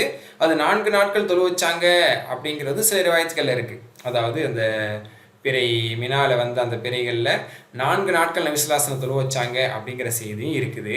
சில செய்திகள் இப்படி 10ன்னு வருது. இப்படி பல்வேறு கருத்துக்கள் வருது. 14 நாட்கள் மேலே மக்கா வெற்றிக்கு போயிருக்குமோ நபி ஸல்லல்லாஹு அலைஹி வஸல்லம் கஸர் செஞ்சாங்கலாம் வருது. இதை வச்சு மார்க்கங்கள் வேறுபடுறாங்க. அதனால தான் எத்தனை நாள் கஸர் செய்யலாம் அப்படிங்கும் போது 14 நாளும் செய்யலாம், 10 நாளும் செய்யலாம் அப்படின்லாம் சொல்லப்படுது. ஆனால் நபி ஸல்லல்லாஹு அலைஹி வஸல்லம் அவர்கள் 4 நாட்கள் தான் திட்டமிட்டு கஸர் செஞ்சாங்கங்கிற ஒரு முடிவுக்கு சில அறிஞர் பெருமக்கள் வர்றாங்க. இதெல்லாம் பொதுவாக ஃபுகஹாக்களுடைய கருத்தை உங்களுக்கு நான் பதிவு செய்கிறேன், நீங்கள் எழுதி வச்சுக்கிறீங்க, என்றைக்கும் பயன்படும். ஓகேங்களா? அப்போ சில அறிஞர்கள் 10 நாள் வரைக்கும் எங்கே போய் நம்ம தங்கினாலும் கஸர் செய்யலாங்கிறாங்க. அல்லது 14 நாட்கள் வரைக்கும் போய் தங்கினா கஸர் செய்யலாம், அதுக்கு மேலே தங்குறதா இருந்தால் நம்ம கஸர் செய்யக்கூடாது அப்படின்னு சொல்கிறாங்க. ஆனால் பேணுதலான கறிஞர் பெருமக்கள், அதாவது பேணுதலான கருத்தாக சில அறிஞர் பெருமக்கள் சொல்லக்கூடிய கருத்து என்னன்னா, நபி ஸல்லல்லாஹு அலைஹி வஸல்லம் பிளான்டா திட்டத்தோடு இருந்து கஸ்ர் செஞ்சது 4 நாள் தான். அதுக்கு மேல அவங்க கஸ்ர் செஞ்சதெல்லாம் போயிடலாம், இந்த கிளம்பிடலாம் அப்படின்னு நினைச்சு அது வந்து எக்ஸ்டெண்ட், அது வந்து அதிகரித்து போன நாட்கள்ல தான் அவங்க 10 நாட்கள், 14 நாட்கள், 19 நாட்கள் வரைக்கும் இப்னு அப்பாஸ் 19 கூட ஒரு இடத்துல சொல்லி காட்டாங்க. இப்படிலாம் அது எக்ஸ்டெண்ட் ஆனதுனால தான் சொல்லப்படுது. அப்போ பிளான் போட்டு நம்ம ஒரு ஊரில் தங்குறதா இருந்தால் 4 நாள் அல்லது 4 நாளுக்கு கம்மியாக தங்க போகிறோன்னா தான் கஸ்ர் செய்யணும். நம்ம 5 நாளோ 7 நாளோ 10 நாளோ தங்க போகிறோம் அப்படின்னா போய் சேர்ந்ததுக்கப்புறம் கஸ்ர் செய்யக்கூடாது. பிரயாணத்தில் மட்டும் வேணால் நம்ம கஸ்ர் செஞ்சுக்கலாம், போய் சேர்ந்ததுக்கப்புறம் செய்யக்கூடாது என்பது தான் இன்றைக்கு நிறைய அறிஞர் பெருமக்கள் சொல்கிறாங்க. இதுதான் பேணுதலான கருத்து, நல்ல ஞாபகம் வச்சுருக்கு. இது நம்மளுக்கு இது ஒரு கருத்து தான். ஆனாலும் சில அறிஞருடைய கருத்தின்படி நீங்கள் படித்ததுலையோ நம்ம கேள்விப்பட்டது அடிப்படையில் 10 நாள் 14 நாளுங்கிறதும் சில அறிஞர்களால் சொல்லப்பட்டிருக்கு. அதன்படி செயல்படுறதுக்கும் தடை கிடையாது, அப்படி செஞ்சுக்கலாம். பட் பேணுதல் 4 நாளோடு நம்ம ரெஸ்ட்ரிக்ட் பண்ணிக்கிறது. ஓகே, எனிவே எந்த அறிஞருடைய கருத்தின்படியும் சரி, 4 நாள்னு சொல்கிறவங்களும் சரி, 10 நாள்னு சொல்கிறவங்களும் சரி, 14 நாள்னு சொல்கிறவங்களும் சரி, அதுக்கு மேலே தங்க போகிறோன்னு நீயத்தை அவங்க வச்சிட்டாங்கன்னா ஆரம்பத்துலேருந்து அவங்க கஸ்ர் செய்யக்கூடாது. அதுக்காக 4 நாள் வரைக்கும் அல்லது அவங்க கருத்துப்படி 10 நாள் வரைக்கும் செஞ்சுட்டு 11வது நாளில் தான் அவங்க முழுமையாக தொழுன்னு சொல்ல மாட்டாங்க. எக்ஸ்ட்ரா தங்க போகிறேன் நீங்கள் முன்னாடி முடிவு பண்ணிட்டீங்கன்னா நீங்கள் ஃபஸ்ட்லேருந்தே வந்து முழுமையாக தான் தொழணும். போய் தங்கக்கூடிய நாட்களில் பொறுத்த வரைக்கும் அதையும் நம்ம ஞாபகம் வச்சுக்கணும். சரிங்களா? மற்றபடி பிரயாணத்தில் நம்ம எவ்வளோ நாள் வருஷம் ஃபுல்லாக பிரயாணம் செஞ்சுக்கிட்டே இருக்கிறோன்னா வருஷம் ஃபுல்லாக கஸ்ர் செஞ்சுட்டே இருக்கலாம். பெருசாக ஸ்டே பண்ணல, 1 நாள் 2 நாள் 3 நாள் மட்டும் தான் ஸ்டே பண்ணி நம்ம உலகம் முழுக்க இல்லை இந்தியா முழுக்க நம்ம பிரயாணம் செஞ்சுட்டே இருந்தோம்னா அது நம்ம கஸ்ர் செஞ்சுட்டே இருக்கலாம். ஒரு இடத்துல போய் ஸ்டே பண்ணால் தான் அது 4 10 14 19 அது கருத்து வேறுபாடு இருக்குது. அதில் சிறந்த கருத்துன்னு சொல்கிறத விட பேணுதலான கருத்து 4 நாட்கள் அல்லது அதை விட குறைவாக போய் தங்கினா மட்டும் நம்ம கஸ்ர் செஞ்சுக்கணும். அதுக்கு மேலே தங்க போகிறோன்னு முன்னாடியே தெரிஞ்சுட்டா கஸ்ர் செய்யாமல் இருக்கணும் அப்படிங்கிறது தான். ஓகே, இது ஒரு கருத்து, இதையும் நம்ம மனசில் பதிவு வச்சுக்குவோம். ஓகே, இப்போ கஸ்ரை பற்றியான விஷயங்கள் தெளிவாயிடுச்சு. அப்போது தொஹரையும் அசரையும் நம்ம கஸ்ர் செய்து கொள்ளலாம். தொஹர் தொழுகையை செய்து கொள்ளலாம்ங்கிறத விட செய்யணுங்கிறது தான் சரி. பிரயாணத்தில் இருக்கும் போதும் அல்லது போய் 4 நாளோட கம்மியாக தான் ஒரு இடத்துல தங்க போகிறோம். அது சொந்தக்காரங்க ஊராக இருக்கலாம், தெரிஞ்சவங்க ஊராக இருக்கலாம், எதாக இருந்தாலுமே சரி. சில அறிஞரோட கருத்தின்படி நம்ம ஊருக்கே போனாலும் சரி, நம்ம இன்னொரு ஊரில் பொழப்பில் இருக்கிறோம், இன்னொரு ஊரில் நம்ம தங்கியிருக்கிறோம், நம்ம ஊருக்கே போகிறோம், 1 நாள் 2 நாள் 3 நாள் 4 நாள் கட்டத்துக்கு போனால் பிரயாணியாக தானே போயிருக்கிறோம். எப்போ 4 நாளைக்கு மேலே தங்க போகிறோமோ அப்போ தான் அங்கே நம்ம ஸ்டே ஆகிறோங்கிற கருத்தே வருது. 4 நாளோட கம்மியாக தங்குறவங்க அவங்க ஒரு ஸ்டேயில் இல்லை, ஒரு நிலையான ஸ்டேயில் அவங்க இல்லை, ஒரு பிரயாண ஸ்டேயில் தான் அவங்க இருக்கிறாங்கிறதான் புரிதல்.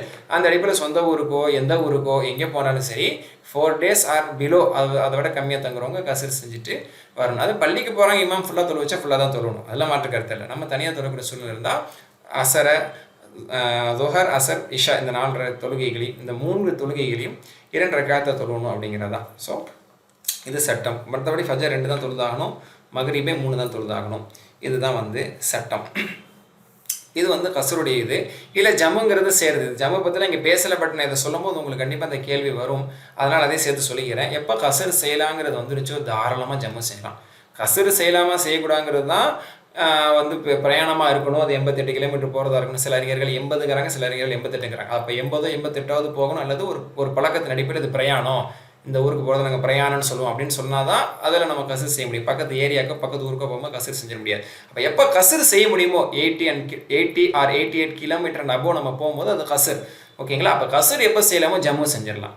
கஸ்ர் அப்ளிகபிள் ஆகிட்டா ஆட்டோமேட்டிக்காக ஜம்மு அப்ளிகபிள் ஆயிரும், விதிவிலக்கே கிடையாது. அப்போது அதை நம்ம தொஹர் அசரை சேர்த்து தொழுதுக்கலாம், தொஹரத்துலேயே சேர்த்து தொழுதுக்கலாம், அல்லது தாமதிச்சு அசரில் தொழுதுக்கலாம். அதே மாதிரி மக்ரிப் இஷாவை சேர்த்து தொழுதுக்கலாம். மக்ரிப்லேயே இஷா முற்படுத்தி 3+2 தொழுதுக்கலாம், அல்லது மக்ரிப்பை பிற்படுத்தி 3+2 தொழுதுக்கலாம். ஓகேங்களா?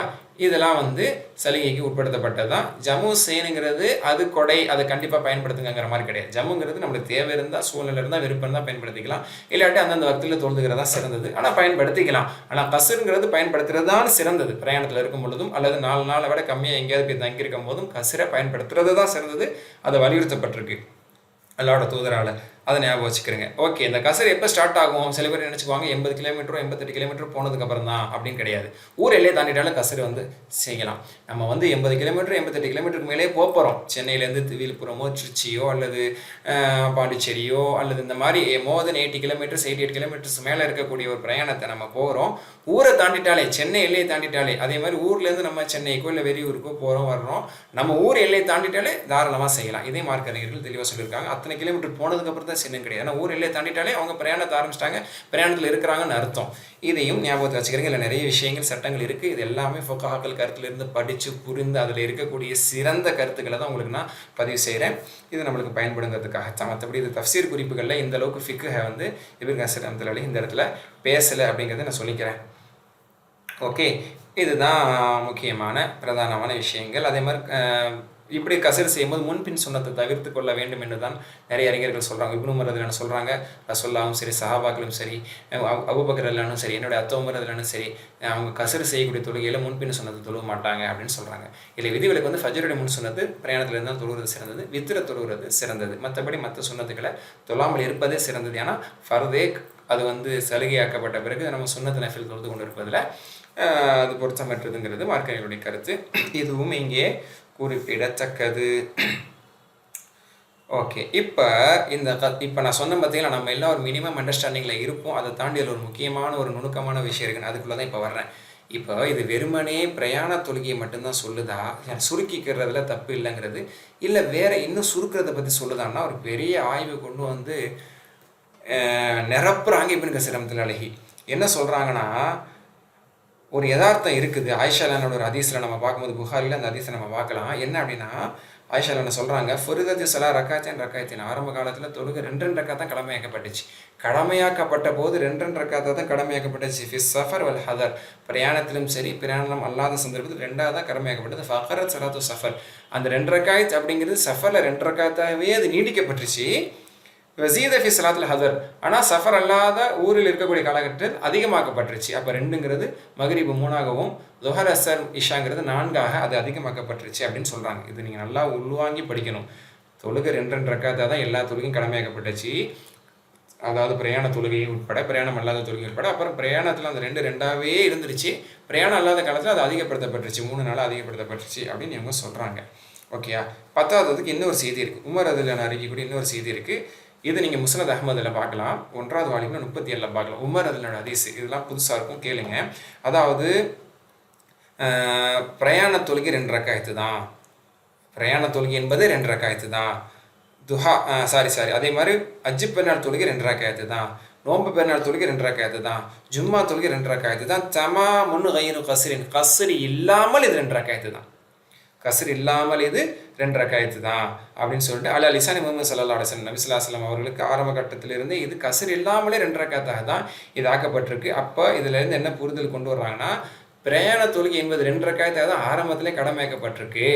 அதனால் நீங்கள் பிரயாணம் மேற்கொண்டால் நீங்கள் 2ஆ தொழுதுக்குங்கிறது நல்லா இங்கே சொல்ல வர்றது அது பொருள் அல்ல அப்படின்னு சொல்கிறாங்க. சரிங்களா? அப்போ இதை சொல்கிறதுக்கு முன்னாடியே பிரயாண தொழுகை காலங்காலமாகவே அது 2 ரக்காயத் தான், அது நடைமுறையில் ரசூலுல்லாஹ் நடைமுறையில் இருக்குது. இந்த வசனத்தின் மூலமாகத்தான் பிரயாண தொழுகை 2 ரக்காயத் ஆக்கப்பட்டுச்சுன்னு நினச்சிக்காதீங்க அப்படிங்கிற ஒரு மேலதிகமான விளக்கத்தை இங்கே சொல்ல வர்றாங்க. அதுக்கு வலுவாகத்தான் ஆயிஷா ரலியல்லாஹு செய்தியும் உமர் ரலியல்லாஹு செய்தியும் கொண்டு வர்றாங்க. சின்ன ஒரு குழப்பத்தை தரலாம், பட் கொஞ்சம் ஷார்ப்பாக கொஞ்சம் நீங்கள் ஃபோக்கஸ் பண்ணிங்கன்னா இதை புரிஞ்சுக்கலாம். ஓகேங்களா? எப்படி அப்படிங்கிறது இன்னும் புரிஞ்சுக்கிறதுக்கு இப்னு அப்பாஸ் இன்னொரு செய்தி, ரசூலுல்லாஹ் இப்னு அப்பாஸ் அழகாக சொல்கிறாங்க, ஃபரதல்லாஹு ஸலாத்த அலா லிசான் நபிக்கும், நபி ஸல்லல்லாஹு அலைஹி வஸல்லம் நாவால் அல்லாஹ் சுப்ஹானஹு வ தஆலா தொழுகை கடமையாக்கினான். ஃபில் ஹதர், அதாவது பிரயாணம் அல்லாத நிலையில் 4 ரக்காயத்தை கடமையாக்கினான். வஃபிஸ் சஃபரி ரக்காயத்தேன், சஃபரில் 2 ரக்காயத்தை கடமையாக்கினான். வஃபில் ஹௌஃபி ரக்காயத்தேன், அச்ச நிலையில் 1 ரக்காயத் கூட தொழுதுக்கிறான். அந்த அச்ச நிலை தொழுகை தான் அடுத்த ஆயத்தில் வருது, அடுத்த பக்கத்தில் வருது, அதை விரிவாக பார்ப்போம். அச்ச நிலையில் 1 ரக்காயத் ஆக்கியிருக்கான். அப்போ அச்ச நிலை தொழுகை எல்லாம் 1 ஆக்கிட்டான், பிரயாணத்தில் எல்லாத்தில் 2 ஆக்கிட்டான், பிரயாணம் அல்லாத காலத்தில் எல்லாத்தில் 4 ஆக்கி வச்சுருக்கான். இதுதான் இப்படி தான் இது கடமையாக்கவே பட்டிருக்குது. இந்த நிலையில தான் இந்த தொழுகையிலெல்லாம் நிர்ணயிக்கப்பட்டிருக்குது அப்படின்னு சொல்லி சொல்கிறாங்க. இப்போது என்ன சொல்ல வர்றாங்கன்னா, ஒரு ஆய்வில் என்ன சொல்ல வர்றாங்கன்னா, அல்லாஹ் 4 ரக்காயத்தா இருக்கிறத நீங்கள் பிரயாணம் மேற்கொண்டா 2 ஆக்குங்கன்னு அல்லாஹ் சொல்ல வரல. ஏன்னா ஆயிஷா ரலியல்லாஹு ஹதீஸ்ல என்ன புரிஞ்சுக்கிறோம், ஆரம்பத்திலிருந்தே பிரயாண தொழுகை 2 தான். உமர் ஹதீஸ் என்ன சொல்லுது, பெருநாள் தொழுகை, நோன்பு, ஜும்மா தொழுகை, அதே மாதிரி சஃபர் தொழுகை ஆரம்பத்திலேருந்தே 2 தான் அப்படிங்கிறாங்க. அப்போ 2 நீங்கள் சுருக்கிக்கிங்கிறது இங்கே விளக்கம் கிடையாது. 2 நீங்கள் சுருக்குங்கன்னு அல்லாஹ் சொல்ல வர்றது இங்கே புரிதல் கிடையாது. அப்போ அல்லாஹ் இங்கே சொல்ல வர்றது அச்சநிலை தொழுகை தான் இங்கே சொல்ல வர்றான். அந்த அச்சநிலை தொழுகை பற்றி தான் விரிவாக அடுத்த வசனத்தில் விளக்குறான். அதனால் சஃபரில் 2 ஆக்குங்கிறத பற்றி இங்கே விஷயம் கிடையாது. பயத்தினால நீங்கள் சுருக்கிக்கலாம், 2 கூட 1 ஆக்கிக்கலாங்கிறது தான் இங்கே விளக்கம். மற்றபடி சஃபரில் நம்ம 2 ஆக்கிக்கலாங்கிறது அது அல்லாஹ் ரசூலுல்லாஹ் பொதுவாக சொன்னது. அல்லாஹ் ரசூல்லாவுக்கு பொதுவாக சொன்னது அந்த அடிப்படையில் ரசூல்லாவே அதை தனது சுன்னத்தால் கடைபிடிச்சாங்க அப்படிங்கிறது தான் சரியான புரிதலுங்கிறாங்க. கொஞ்சம் நல்லா உருவாங்குங்க, குழம்பிடாதீங்க சரிங்களா. இதுக்கு ஆதாரமாக இப்னு கஸீர் ரஹ்மத்துல்லாஹி சஹீஹ் புகாரியினுடைய ஒரு பாடத்தையே காட்டுறாங்க, ஒரு டாபிக், ஒரு ஹெட்டிங்கே காட்டுறாங்க. கிதாபு ஸலாத்தில் ஹவுஃப் அப்படிங்கிற ஒரு பாடம், அதாவது அச்ச நிலை தொழுகை. அடுத்த பக்கத்தில் அதை பற்றி தான் பார்க்க போகிறோம். அதை பற்றிலாம் பார்க்கறது இப்போ நேரம் இல்லை, இதுக்கே டைம் ஆயிடுச்சுல. அடுத்த பக்கத்தில் அதை பற்றி தான் விரிவாக பார்க்க போகிறோம். அப்போ அச்ச நிலை தொழுகைன்னு ஒன்று இருக்குது.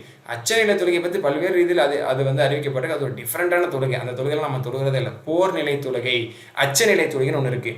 அந்த தொழுகை அப்படின்னு ஒரு டாபிக் கொடுத்துட்டு அந்த டாப்பிக்கில் அடுத்த ஆயத்தை இமாம் புகாரி கொண்டு வரல. இதுதான் விஷயம்.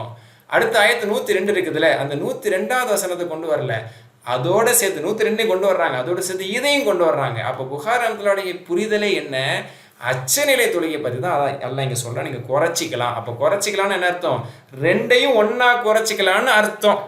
புரியுதா? ஆல்ரெடி 2ங்கிறது ஆரம்பத்துலேருந்து பிரயாண தொழுகை 2ஆக தான் இருந்துச்சு, இது எல்லாருக்கும் தெரியும். அந்த 2ஐயும் நீங்கள் ஒன்றா குறைச்சிக்கிறதுல தப்பில்லை, உங்களை எதிரிகள் தாக்கும் என்ற அச்சம் இருந்தால் என்பது தான் இங்கே புரிதல்னு இமாம் புகாரி ரஹ்மத்துல்லாஹி புரிஞ்சு ஒரு டாப்பிக்கை கொடுத்துட்டாங்க. அதையும் வச்சு இப்னு கஸீர் ரஹ்மத்துல்லாஹி ஆயிஷானுடைய ரிவாயத்துகள், உமர் ரலியல்லாஹு ரிவாயத்துகள், இப்னு அப்பாஸனுடைய ரிவாயத்துகள் இதெல்லாம் வச்சு சொல்கிறாங்க. அப்போ அல்லாஹ் தஆலா இங்கே ஸ்பெஷலாக வந்து இங்கே வந்து ஃப்ரெஷ்ஷாக அல்லாஹ் வந்து கஸ்ர் தொழுகை பற்றி பேசலை.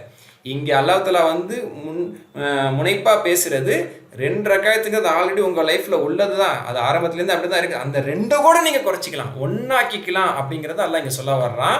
அது இன்னும் புரிஞ்சுக்கிறது அடுத்த வசனத்தை படிங்க, அந்த விளக்கத்தையே சொல்கிறான். ஒருத்தர் ஒரு சஃபில் ஒரு பாதி பேர் நிற்கட்டும், அப்புறம் அவங்க போய் எதிரியை பார்க்கட்டும், அப்புறம் அடுத்த ஜமாத்தை வந்து நிற்கட்டும், இப்படி ஒரு ரக்காயத்து கூட தொழுதா போதுங்கிறத அல்லாஹ் தஆலா சொல்ல வர்றாங்கிறத இங்கே இப்னு கஸீர் ரஹ்மத்துல்லாஹி அந்த முடிவுக்கு தான் வந்து முடிக்கிறாங்க. ஓகேயா? அப்போது இப்னு அப்பாஸ் ரலியல்லாஹு அன்ஹு அவர்களும் இப்னு உமர் ரலியல்லாஹு அன்ஹு அவர்கள் இதை இன்னும் விரிவாக சொல்லி இதுக்கு ஒரு கன்க்ளூஷனே கொடுத்து முடிச்சிடுறாங்க. இன்ன ஸலா இதா சுல்லியத் ரக்அத்தைன் ஃபி ஸஃபர் ஃபஹிய தமாமுன். அப்போது நல்லா தெரிஞ்சுக்கிறீங்க, 2 ரக்காத் நம்ம சஃபரில் தொழுது அதுக்கு பேர் என்ன சொல்லுவோம், நல்லா சொல்லுங்கள். 2 ரக்காத் சஃபரில் நம்ம தொழுகிறோமே பேர், அதுக்கு பேர் என்ன சொல்லுவோம், கஸ்ருன்னு சொல்லுவோம். இல்லை, அது தமாம் அப்படிங்கிறாங்க, அது கஸ்ர் கிடையாது, அது முழுமைங்கிறாங்க. ஏன்னா 2 ரக்காயத்து தான் அது கடமையாகவே ஆக்கப்பட்டுச்சு, அது டிஃபால்ட்டாலே அது 2 ரக்காயத்து தான், அதே நீங்கள் கஸ்ர்னு சொல்லிக்கிறீங்க. இது வந்து தெளிவாக இந்த கன்க்ளூஷனுக்கு வந்துடுறாங்க. அப்போது இன்ன ஸலாத்த இதா சுல்லியத் ரக்காத்தைன் ஃபி ஸஃபர், இப்னு கஸீர் ரஹ்மத்துல்லாஹி ஃபைனல் கன்க்ளூஷன் பண்ணிட்டாங்க. நேரம் நல்லா அதிகமாகிடுச்சு, நல்லா தெரியுது, ஆனால் இதை நல்லா புரிஞ்சுக்கணுங்கிறதுக்காக தான் உங்களுக்கு பொறுமையை விளக்குறேன் திரும்பவும். அப்போ நீங்கள் பிரயாணத்தில் தொழக்கூடிய 2 ரக்காயத் என்பது கஸ்ர் அல்ல, ஃபஹிய தமாம், அது முழுமை தான். ஏன்னா ஆரம்பத்துலேருந்து பிரயாணத்தில் 2 ரக்காயத் தான் டிஃபால்ட்டாக. அல் கஸ்ரு லா யஹில், இது கஸ்ருன்னு சொல்லக்கூடாது, அது தக்ஸிரு லா யஹில், அதை தாண்டி நம்ம 2ஐயும் குறைச்சிடக்கூடாது, 2ஆக தான் தொழணும், 2ஆக தான் தொழணும். இல்லா அன் தஹாஃப மினல்லதீன கஃபரு யஃப்தினு கானிஸ்ஸலா ஃபதக்ஸிரு ரக்காத்தன், அதுவே நீங்கள் பிரயாணத்தில் இருந்து எதிரிகள் தாக்கி விடுவார்கள் என்று அஞ்சினால் இந்த வசனத்தின் அடிப்படையில் நீங்கள் குறைத்துக் கொள்வதில் தப்பு இல்லை. அப்போ குறைக்கிறது என்ன, 2 ஒன்றாக்குறது. 2 ஒன்றாக்குறதுக்கு பேர் மட்டும்தான் கஸ்ரு, 4 2ஆக்குறதுக்கு பேர் கஸ்ரு இல்லைன்னு சொல்கிறாங்க இந்த வசனத்தின் அடிப்படையில். 4 2ஆக்குறது வந்து ரசூல்லா ஹதீஸ் அடிப்படையில் நம்ம கஸ்ருன்னு சொல்லிக்கலாம். குழம்பிடாதீங்க, தயவு செஞ்சு குழம்பிடாதீங்க. 4 2ஆக்குறதுக்கு பேர் கஸ்ரு தாங்க, அது ஹதீஸ்லேருந்து கஸ்ரா நம்ம புரிஞ்சுக்கணும். அது டிஃபால்ட்டாக காலங்காலமாக உள்ளது, ஸ்பெஷலாக ஃப்ரெஷ்ஷாக அல்லாஹ் இங்கே கஸ்ருன்னு சொல்கிறது 2 பேச வரல, அதுதான் காலங்காலமாக உங்கள்ட்ட இருக்குதே.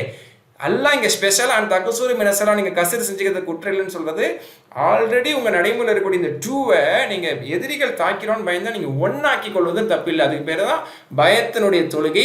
அதை தான் அடுத்த ஆயத்துலேருந்து தெளிவாக விளக்குறான் இமாம் புகாரி ரஹ்மத்துல்லாஹி தான் டாப்பிக்கே போட்டு பயத்தொழுகைன்னு டாபிக் போட்டு இந்த 101 102 கொண்டு வர்றாங்க அப்படிங்கிறத மாஷா அல்லாஹ் புரிந்து கொள்ள முடிகிறது. இதை வந்து சம்மாக் ஹனஃபி அப்படிங்கிற ஒரு தாபி இப்னு உமர் ரலியல்லாஹு கிட்ட போய் கேட்குறாரு. இப்னு உமர் ரலியல்லாஹு கிட்ட போய் கேட்குறாரு, சஅல்து இப்னு உமர் அன் ஸலாத்தி ஸஃபர், பிரயாண தொழுகையை பற்றி சொல்லுங்கள், அதை எப்படி புரிஞ்சுக்கணும்னு சொல்லுங்கள். அப்போ அவங்க சொல்கிறாங்க, ரக்காத்தான், பிரயாணத்தில் 2 ரக்காயத்துப்பா, பிரயாணத்தில் துஹர் அஸ்ர் இஷாலாம் 2 ரக்காயத்துப்பா, தமாமுன், அது பூரணமானது, கைரு கஸ்ரின், அதை கஸ்ர்னு சொல்லக்கூடாது. இப்னு உமர் ரலியல்லாஹுடைய தெளிவான புரிதல், இதை சொல்லியோடு முடிச்சிட்டாங்க. இப்னு கஸீர் தஃப்ஸீருடைய முடிவு வரைக்கும் வந்துட்டோம், இந்த பக்கத்தில் முடிவு வரைக்கும் வந்துட்டோம், சரிங்களா? அப்போ சொல்கிறாங்க 2 ரக்காயத் என்பது தமாமுன் கைரு கஸ்ரின், அது கஸ்ர் கிடையாது. ஒரு புரிதலுக்காக லிட்ரலி கஸ்ர்னு சொல்லிக்கலாம், இந்த வசனத்தின் அடிப்படையில் அதை கஸ்ர்னு சொல்லிடக்கூடாது, அதான் இவங்க சொல்ல வராங்க. அது கஸ்ர் கிடையாது. இன்னமல் கஸ்ரு, கஸ்ருன்னா என்ன தெரியுமா அவங்க விளக்குறாங்க. இப்னு உமருடைய கொட்டேஷன் கோட், இன்னமல் கஸ்ரு ஸலாத்துல் மஹாஃபா, பயத்தில் வந்து குறைக்கிறோமே, குறைச்சி தொழுகிறோமே, அதுக்கு பேர் தான்ப்பா கஸ்ரு. ஃபகுல்து வமா சலாத்துல் மஹாஃப், அது என்ன பய தொழுகை, அச்சநிலை தொழுகைனா என்ன அப்படின்னு கேட்கும்போது, யுசல்லல் இமாம் பி தாயிஃபத்தின் ரக்காத்தின், இமாம் வந்து ஒரு சிலருக்கு மட்டும், அதாவது பாதி பேருக்கு ஒரு ரக்காத் தொழுவைப்பார். அப்போ மீதி பாதி பேர் எதிரிகளை சந்திச்சுட்டு இருப்பாங்க, எதிரிகளை கவனிச்சிட்டு இருப்பாங்க. அப்புறம் ஒரு ரக்காத்து தொழுதுட்டு இவங்க சலாம் கொடுத்துட்டு போயிடுவாங்க. அடுத்த குரூப் வந்து அவங்களுக்கு இமாம் 2வது ரக்காத்தை தொழுவைப்பார். இமாமுக்கு அது 2வது ரக்காத்தாக இருக்கும், அவங்களுக்கு அது ஒரு ரக்காத்தாக தான் இருக்கும். புரியுதா? அப்போ பாதி பேர் இமாமோட ஃபர்ஸ்ட் ரக்காத் தொழுது சலாம் கொடுத்துட்டு போயிடுவாங்க, ஒன்னோட அவங்களுக்கு முடிஞ்சிருச்சு. இன்னும் பாதி பேர் வருவாங்க, அப்போ இமாம் தனக்கான 2வது ரக்காத் தொழுவைப்பார், அவங்களுக்கு அது 1வது ரக்காத்தாக இருக்கும், அவங்க இவரோட சேர்ந்து சலாம் கொடுத்துருவாங்க. இது ஒரு ரக்காத்து. இதுக்கு பேர் தான் கஸ்ரு. அல்ல இந்த வசனத்தை சொல்லக்கூடிய கஸ்ரு இதுதான் என்பதாக அவங்க சொல்லி காட்டுறாங்க. இன்னும் சொல்ல போனால் கஸ்ரு என்பது என்ன நஜிது ஃபி கிதாபில்லாஹ். ஒருத்தர் வந்து இதே மாதிரி கேட்குறாரு, கஸ்ரை பற்றி குரானில் இல்லைன்னே கேட்குறாரு. ஏன்னா நல்லா புரிஞ்சிருக்காங்க கஸ்ரை, அதாவது 4 2ஆக்கிறத பற்றி எல்லாத்துல இங்கே சொல்ல வரலங்கிறத புரிஞ்சுக்கிட்டு தான் ஒருத்தர் தெளிவாக இப்னு உமர்ட்ட கேட்குறாரு, ஏன் பிரயாணத்தின் கசரை பற்றி அல்லாஹ் குரானில் சொல்லவே இல்லை அப்படின்னே கேட்குறாரு. அப்போ அழகாக ஒரு பதில் சொல்லலாம், இன்ன நஜிது ஃபி கிதாபில்லாஹ் கஸ்ர சலாத்தில் ஹவுஃப் வல நஜித் கசர சலாத்தில் முசாஃபிர். அதாவது பயத்தில் வந்து நம்ம கசர் செய்கிறத பற்றி சொல்லப்பட்டிருக்கே குரானில். பயத்தில் கசர் செய்கிறதுனா 2 ஒன்றாக்குறது, அல்லது 2 கூட தொழுவலாம்.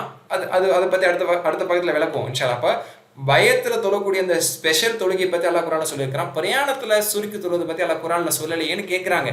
இப்னு உமர் அதை அக்செப்ட் பண்ணிக்கிறாங்க. ஆமாம், குரானில் சொல்லலை தான். அதாவது பிரயாணத்துக்காக மட்டும் கசர் செய்கிறது குரானில் சொல்லலை தான்.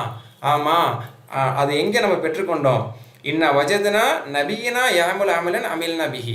ரசூல்லா பிரயாணத்தில் 4 2 தொழுதாங்க. அதை வச்சு தான் நம்ம காலங்காலமாக தொழுதுட்டு வந்துட்டு இருக்கிறோம் 2 ரக்காத்தை. குரானில் அதை பற்றிலாம் சொல்லப்படலை. குரானில் கசுர்னு பேசுறது அச்சநிலை தொழுகை தான் அப்படின்னு இப்னு உமர் ரலியல்லாஹு சொல்லி முடிக்கிறாங்க. அப்போ ஹதீஸ்லேருந்து நம்மளுக்கு கிடைச்ச புரிதல் தான் அது. 4 2 தொழுகிறது அது ஒரு பேருக்காக கசுன்னு சொல்லிக்கலாம், தப்பில்லை. 4 2 சுருக்குறங்கிற லிட்ரலி அதை கசுன்னு சொல்லிக்கலாம். ஆனால் அன் தகுசுரு நீங்கள் கசுர் செய்து தவறில்லைன்னு அல்லாஹ் சொல்ல வருது அச்சநிலை தொழுகை தான் அப்படிங்கிறது தான் புரிதல். ஆனால் இந்த புரிதல் கண்டிப்பாக ஆமத்துன்னாஸ் பொதுமக்களுக்கு இந்த விளக்கங்கள் படிச்சிருக்கிறதுக்கான வாய்ப்பு இல்லை. ஏன்னா குறிப்பான சில முக்கியமான கல்வி வகுப்புகளில் தான் இதை சொல்லுவாங்க. பொது பயான்கள்லையும் இது பொதுவாக இது பேசப்படுறதில்லை. அதில் இது ஒரு நுணுக்கமான விஷயம், அதையும் தெரிஞ்சுக்கிறீங்க. மொத்தம் 4 ரக்காத் தொழுகை நம்ம 2 ரக்காத் தான் தொழுவ போகிறோம். அதை நம்ம கசருன்னு தான் சொல்லுவோம், அதெல்லாம் மாற்று கருத்து இல்லை. அதை நான் முன்னாடி சொன்ன விளக்கம் எல்லாம் அதில் பொருந்து தான் செய்யும். அதை நம்ம கசருன்னு சொல்லிக்கலாம், தப்பில்லை. ஆனால் இந்த வசனத்தினுடைய ரியல் மீனிங், இந்த வசனத்தினுடைய உண்மையான எந்த தொழுகையை சொல்ல வர்றான், என்ன கசரை சொல்ல வர்றான்னா இந்த சிம்பிள் கசர் அல்லாஹ் சொல்ல வர்றான். நாமெல்லாம் அறிந்திருக்கக்கூடிய, நாமெல்லாம் செய்து கொண்டிருக்க இந்த சிம்பிள் கசர் எல்லாம் இங்கே சொல்ல வரல. இது காலங்காலமாக இப்படி தான் அது கசர் என்ற கதை தான் அது இருந்துக்கிட்டே இருக்குது. அல்லாஹ் திடீர்னு அந்த சலுகை கொடுக்கல. அல்ல இங்கே திடீர்னு சலுகையாக பேசுறது, நீங்கள் போர் முனையில் இருந்தால் நீங்கள் 2 பிரிஞ்சுக்கிட்டு 1 ரக்காத்து கூட தொழுவலாம், அல்லது 2 ரக்காத்தை நீங்கள் வேறு ஸ்டைலில் தொழுலாங்கிறத இங்கே சொல்ல வர்றான். அதை புரிய வைக்கிறதுக்கு தான் அடுத்த வசனத்தில் தெளிவாகவும் பேசுகிறான். அடுத்த வசனத்தை படித்தோம்னா இன்ஷா அல்லாஹ் முழுமையான புரிதல் அதில் நம்மளுக்கு கிடைக்கும். நல்ல புரிதலை தருவானாக.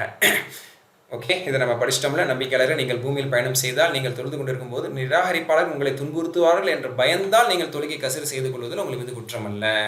அப்போது அந்த அச்சத்துக்காக நீங்கள் இன்னும் சுருக்கிக்கலாம், அந்த 2ஐயும் ஒன்றாக்கிக்கலாம். அதான் இப்னு உமர் என்ன சொல்கிறாங்க, சலாத்துல் ஹௌஃப் ரக்காத்துன், 1 ரக்காத்து கூட தொழுவதுக்கு அனுமதி இருக்குது. அதுதான் அல்லாஹ் இங்கே பேசுகிறது. ஏனெனில் நிராகரிப்பாளர்கள் உங்கள் மீது பகிரமான எதிரியாக இருக்காங்க, சான்ஸ் பார்த்துட்டு இருக்காங்க. 93A ஹிஜ்ரத் செய்யாதவர்களுக்கான கேடு. 93B உதவியாளர்களுக்கு அல்லாஹ்வுடைய மன்னிப்பு, உதவியற்றவர்களுக்கு பின்தங்கியவர்களுக்கு அல்லாஹ்வுடைய மன்னிப்பு ஹிஜ்ரத் செய்யாட்டியே உண்டு. 93C ஹிஜ்ரத் செய்பவர்களுக்கு கிடைக்கக்கூடிய நன்மை உலகத்திலும் மறுமையிலும். 90CD விரிவாக பார்த்தோம் கஸ்ர் தொழுகையினுடைய சட்டங்கள். நல்ல புரிதலை தருவானாக. இது புரியலைன்னா திரும்ப பொறுமையாக பாருங்கள். கன்ஃபியூஸாக இருக்கேன்னு நினைக்காதீங்க. சிலருக்கு நல்லா புரிஞ்சிருக்கலாம், சிலருக்கு புரியாமல் இருக்கலாம். ஆனால் நான் நம்புகிறேன் திரும்பவும் இந்த வீடியோவை நீங்கள் பொறுமையாக பார்த்தீங்க அப்படின்னு சொன்னால் இன்ஷா அல்லாஹ் விளக்கம் கிடைக்கும். நல்ல விளக்கத்தோட மக்களுக்கு புரிதல் கொடுப்பவர்களாக நம்ம அனைவரையும் ஆக்கியல் புரிவானாக இருந்தாவானா. அல்ஹம்துலில்லாஹி ரப்பில் ஆலமீன். சுப்ஹானக்கல்லாஹு வபிஹம்திக் அஷ்ஹது அல்லா இலாஹா இல்லா அன்த அஸ்தக்ஃபிருக வ அத்தூபு இலைக். அஸ்ஸலாமு அலைக்கும் வரஹ்மத்துல்லாஹி வபரகாத்துஹு.